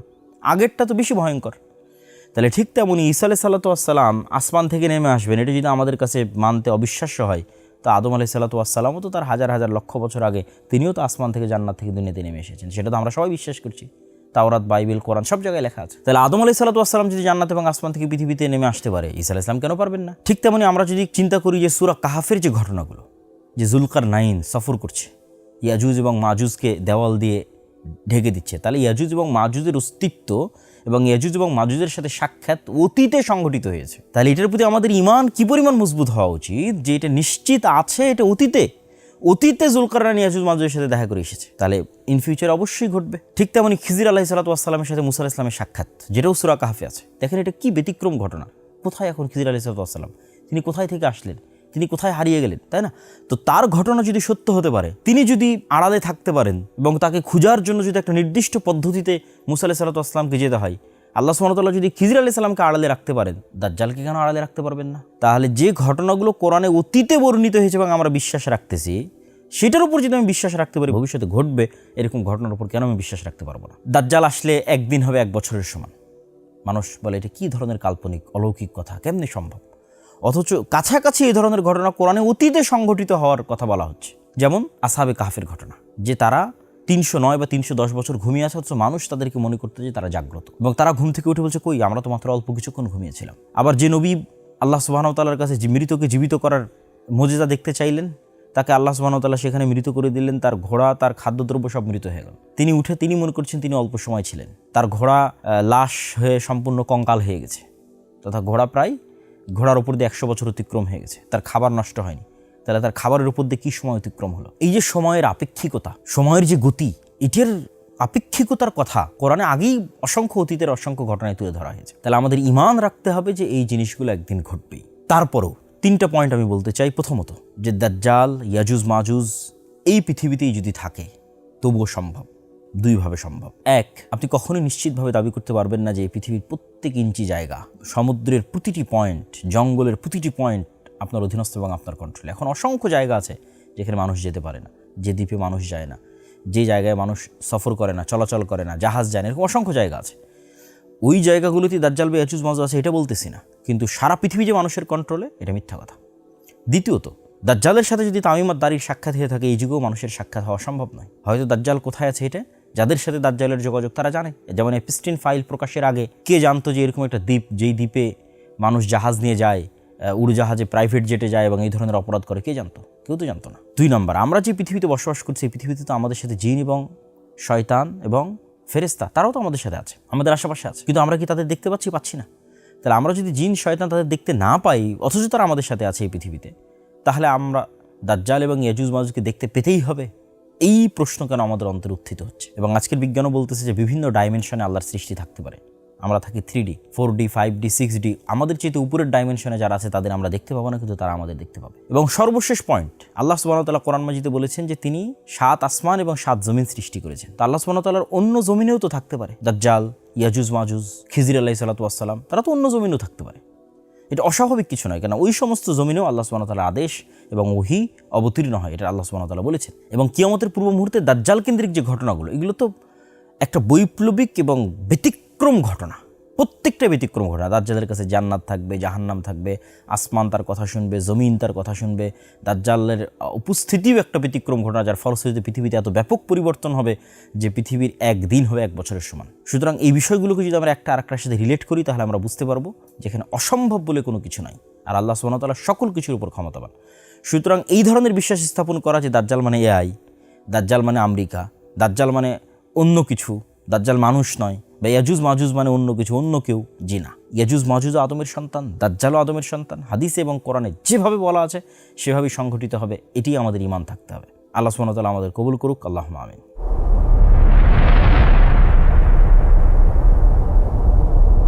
এই যে ভবিষ্যৎকেন্দ্রিক দীর্ঘ আলোচনা আমরা আজকে করলাম, এই দীর্ঘ আলোচনার থেকে আমাদের শিক্ষণীয় কি? এই দীর্ঘ আলোচনার সারমর্ম এবং শিক্ষণীয় যদি এক বাক্যে বলতে চাই, তাহলে আমি বলতে পারি যে আমরা এখন মধ্যপ্রাচ্যের যে যুদ্ধে আছি, এই যুদ্ধ কি মালহামা? এক বাক্যে উত্তর যে না, এটি মালহামা নয়। মালহামা কোথায় হবে? সিরিয়ায় হবে। মালহামা মানে হচ্ছে গোস্ত নিয়ে টানাটানি এবং গোস্ত খাওয়া, গোস্ত ছিঁড়া, তথা সামনাসামনি তরবারি দিয়ে হত্যা হবে, সামনাসামনি তীর দিয়ে হত্যা হবে, বম দিয়ে নয়, মালহামা। এবং ভয়ঙ্কর ভয়াবহ হত্যা হবে, সেটা সিরিয়ার মাটিতে হবে, যা বিস্তারিত আমরা আলোচনা করেছি। তাহলে এখনকার ফিতনাগুলো অনেক কিছুই কিয়ামতের পূর্ব মুহূর্তের ছোটো ছোটো ফিতনা আছে। যেমন আমরা আপনাদের সামনে তুলে ধরেছি যে আরবের প্রত্যেক ঘরে ফিতনা প্রবেশ করবে। সুতরাং এখনকার যে ফিতনাগুলো, এগুলো মালহামার পূর্বের ছোটোখাটো ফিতনা হতে পারে। কতদিন পরে কখন মালহামা হবে সেটা আমরা কেউ জানি না, কিন্তু মালহামা হবে। এবং সম্ভবত মালহামা হওয়ার পূর্বেই মুসলমানেরা জেরুজালেম বিজয় করবে, ইমাম মাহদি প্রকাশ পাবে, এবং ইমাম মাহদির নেতৃত্বেই শাম বা সিরিয়ার মাটিতে মালহামা হবে। তারপরে তাদের বিজয় অভিযান আরও সামনের দিকে চলতে থাকবে, কুস্তুনতুনিয়া বিজয় করবে, রোম বিজয় করবে। এরকম মুহূর্তে তাদের বিজয় অভিযান থামানোর জন্য শয়তান অদৃশ্য থেকে আওয়াজ দিবে, দাজ্জাল বের হয়েছে। আর এইরকম মুহূর্তেই যখন তারা দামেশকে ফিরে আসবে, এদিকে দাজ্জালও বের হবে, ওদিকে ঈসা আলাইহিস সালামও নামবে। দাজ্জাল বের হওয়ার পর প্রায় 1 বছর মুসলমানেরা ভয়ঙ্কর কষ্ট, দুঃখ, খাবারবিহীন একটা ভয়ঙ্কর বিভীষিকাময় পরিস্থিতি অতিক্রম করবে। তারপরে ঈসা আলাইহিস সালামের মাধ্যমে দাজ্জাল নিহত হবে। তারপরে দাজ্জালের সাথে যে 70,000 ইহুদি থাকবে তারা নিহত হবে। তারপরে ঈসা আলাইহিস সালামকে আল্লাহ সুবহানাহু ওয়া তাআলা বলবেন তুর পাহাড়ে আশ্রয় নেওয়ার জন্য। ইয়াজুজ মাজুজ আসবে, ইয়াজুজ মাজুজকে আল্লাহ সুবহানাহু ওয়া তাআলা আযাব এবং গজব দিয়ে ধ্বংস করে দিবেন। তারপরে তিনি পৃথিবীতে তুর পাহাড় থেকে পৃথিবীতে নেমে আসবেন। পৃথিবীতে নেমে এসে তিনি 7 বছর 10 বছর একটা দীর্ঘ সময়ব্যাপী ন্যায় এবং ইনসাফের শাসন প্রতিষ্ঠা করবে। তারপরে এক শীতল বাতাসে সকল মুমিন মুসলমান মারা যাবে এবং ফাসেক ফাজেরদের উপর কিয়ামত প্রতিষ্ঠিত হবে। প্রিয় উপস্থিতি, এই ঘটনাগুলো থেকে আমাদের শিক্ষণীয় হচ্ছে যে ভয়ঙ্কর ফিতনার মুহূর্তে আপনি ঈমান কীভাবে ধরে রাখবেন, ভয়ঙ্কর ফিতনার মুহূর্তে আপনি হেদায়েতের উপর কীভাবে থাকবেন। আমি স্পষ্টভাবে আপনাদের সামনে তুলে ধরতে চাই যে আসহাবুল উখদুদ তারা কিভাবে আগুনের মধ্যে প্রবেশ করেছিল, যাদের বর্ণনা আল্লাহ সুবহানাহু ওয়া তাআলা সূরা বুরুজে দিয়েছেন, যে তাদের বলা হয়েছিল হয় ঈমান না হয় আগুন। তো তখন তারা ঈমানকে মূল্যায়ন করতে গিয়ে স্বেচ্ছায় আগুনের মধ্যে ঝাঁপিয়ে পড়েছে। এটা সম্ভব হয়েছিল শুধু কিসের কারণে? পরকালে যে তাদের ইয়াকিন আছে, আল্লাহর প্রতি তাদের যে ইয়াকিন আছে সেটির কারণে। তারা ওই আগুনের মধ্যে জান্নাত মনে করে প্রবেশ করেছে, তারা তার মধ্যে জান্নাত দেখতে পাচ্ছিল তাদের বিশ্বাস অনুযায়ী। আর যদি তারা ঘরে ফেরত যেত তাহলে সেটা ছিল জাহান্নাম। এই একই ঘটনা দাজ্জালের সাথে ঘটবে। দাজ্জালের আগুন ওটাই জান্নাত, আর দাজ্জালের সুন্দর জান্নাত ওটাই জাহান্নাম। তাহলে এটার প্রতি আপনি ইয়াকিন যখন পরকালের প্রতি আপনার সর্বোচ্চ লেভেলের হবে, দুনিয়াবি কোনো লোভ, দুনিয়াবি কোনো স্বার্থ, সেটি 1 টাকার সমপরিমাণও যদি হয়, যদি আপনাকে দুর্বল এবং পরাস্ত না করতে পারে, আল্লাহর শক্তি, আল্লাহর ক্ষমতা, আল্লাহর অস্তিত্বের উপর যদি আপনার সর্বোচ্চ লেভেলের বিশ্বাস থাকে, তবেই আপনি দুনিয়া থেকে ঈমান নিয়ে বিদায় নিতে পারবেন। তো দাজ্জালের এই ফিতনা আমাদের প্রমাণ করে যে দুনিয়ার সফলতা মানে ঈমান নিয়ে বিদায় নেওয়া। দুনিয়ার সফলতা মানে ধন দৌলত, টাকা পয়সা, বাড়ি গাড়ি নয়। কেন? ওগুলোর প্রতি ন্যূনতম লোভ থাকলে দাজ্জালের ফিতনা থেকে আপনি বাঁচতে পারবেন না। তাহলে দুনিয়ার বিজয় মানে ঈমান অবস্থায়, সালাত অবস্থায় দুনিয়া থেকে বিদায় নেওয়া। এবং মুসলমানদের কাজ এই ধরনের ভবিষ্যৎ কেন্দ্রিক ঘটনার পিছনে পড়ে প্রোডাক্টিভিটি নষ্ট না করা, যে হ্যাঁ ইমাম মাহদি আসলেই তবেই আমরা সব কিছু করবো, তার আগে আমাদের কোনো কাজ নাই। এটা মুসলমানদের প্রোডাক্টিভিটি নষ্ট করে এবং এটা আমি মনে করি একটি ঈমান বিরোধী কার্যকলাপ। বরং মুসলমানদের সবসময় সদা সর্বদা অ্যাক্টিভ থাকতে হবে। কেন? ইমাম মাহদি এবং ঈসা আলাইহিস সালাম আসলে নতুন কোনো দিন আসবে না, নতুন কোনো কোরআন আসবে না। ওই কোরআনই যে কোরআন আমাদের কাছে আছে, ওই হাদিসই যে হাদিস আমাদের কাছে আছে। তাহলে পৃথিবীর সবচেয়ে বড় ঘটনা আগেই ঘটে গেছে, সেটা মুহাম্মদ সাল্লাল্লাহু আলাইহি ওয়াসাল্লাম, সেটা কোরআনের অবতীর্ণ হওয়া। ওইটা আমাদের আমল করতে হবে। এবং যদি সূর্য আমরা পশ্চিম দিকে উঠতে দেখি, তবু আমাদের হাতে যদি একটি গাছ থাকে সেটি রোপণ করার চেষ্টা করতে হবে। তথা আমাদের ঈমান এবং আমলের যে চেষ্টা, এই চেষ্টা আমাদের অব্যাহত থাকবে। এবং এই সমস্ত ঘটনা কেন্দ্রিক আমাদের কাজ কি? ফিতনা থেকে বাঁচতে। আল্লাহুম্মা আউযুবিকা মিন ফিতনাতিল মাসীহিদ দাজ্জাল, যে দাজ্জাল এবং দাজ্জালের সময়ের যে ভয়ঙ্কর ফিতনাগুলো আছে, ফিতনার যুগগুলো আসার পূর্বেই যেন আল্লাহ আমাদের ঈমান অবস্থায় দুনিয়া থেকে যাওয়ার তৌফিক দান করে। এই মর্মে আগ্রহী না হওয়া যে না আমি ওই যুদ্ধগুলোতে অংশগ্রহণ করবো, ওই ফিতনার সময় আমি থাকবো কেন। কেউ গ্যারেন্টি দিয়ে বলতে পারবে না ওই ফিতনার সময় সে ঈমান নিয়ে থাকতে পারবে কিনা। তাই নবীর শিক্ষা অনুযায়ী ওই ফিতনাগুলো আসার পূর্বেই আমাদের আল্লাহর কাছে পরিত্রাণ চাওয়া উচিত, আমরা যেন দুনিয়া থেকে বিদায় নিতে পারি। আল্লাহ সুবহানাহু ওয়া তাআলা আমাদের এই ফিতনা সংক্রান্ত হাদিসগুলো সঠিকভাবে বুঝার, সালাফি সালেহিনের ব্যাখ্যা এবং বুঝ অনুযায়ী বুঝার, সেগুলোর প্রতি ঈমান রাখার এবং এই ফিতনা থেকে আল্লাহর নিকটে বাঁচতে চাওয়ার, এবং ঈমান এবং সালাত, পরকালের প্রতি গভীর আস্থা, আল্লাহর প্রতি গভীর আস্থা এবং সালাত। আর এই বিষয়ে এই ঈমান মজবুত করার জন্যই মূলত আমাদের আল্লাহর পথে যাত্রা বইটি লেখা। তাই ফিতনার সময় যদি কেউ ঈমান মজবুত রাখতে চান, তিনি অবশ্যই আমাদের আল্লাহর পথে যাত্রা বইটি পড়তে পারেন। আর পরবর্তী কোনো পর্বে ইনশাআল্লাহ আমরা সূরা কাহফের যে ঘটনাগুলো আছে সেগুলো নিয়ে বিস্তারিত আপনাদের সাথে কথা হবে। আল্লাহ আমাদের কবুল করুক। আল্লাহুম্মা আমিন। আসসালামু আলাইকুম ওয়া রাহমাতুল্লাহি ওয়া বারাকাতুহু।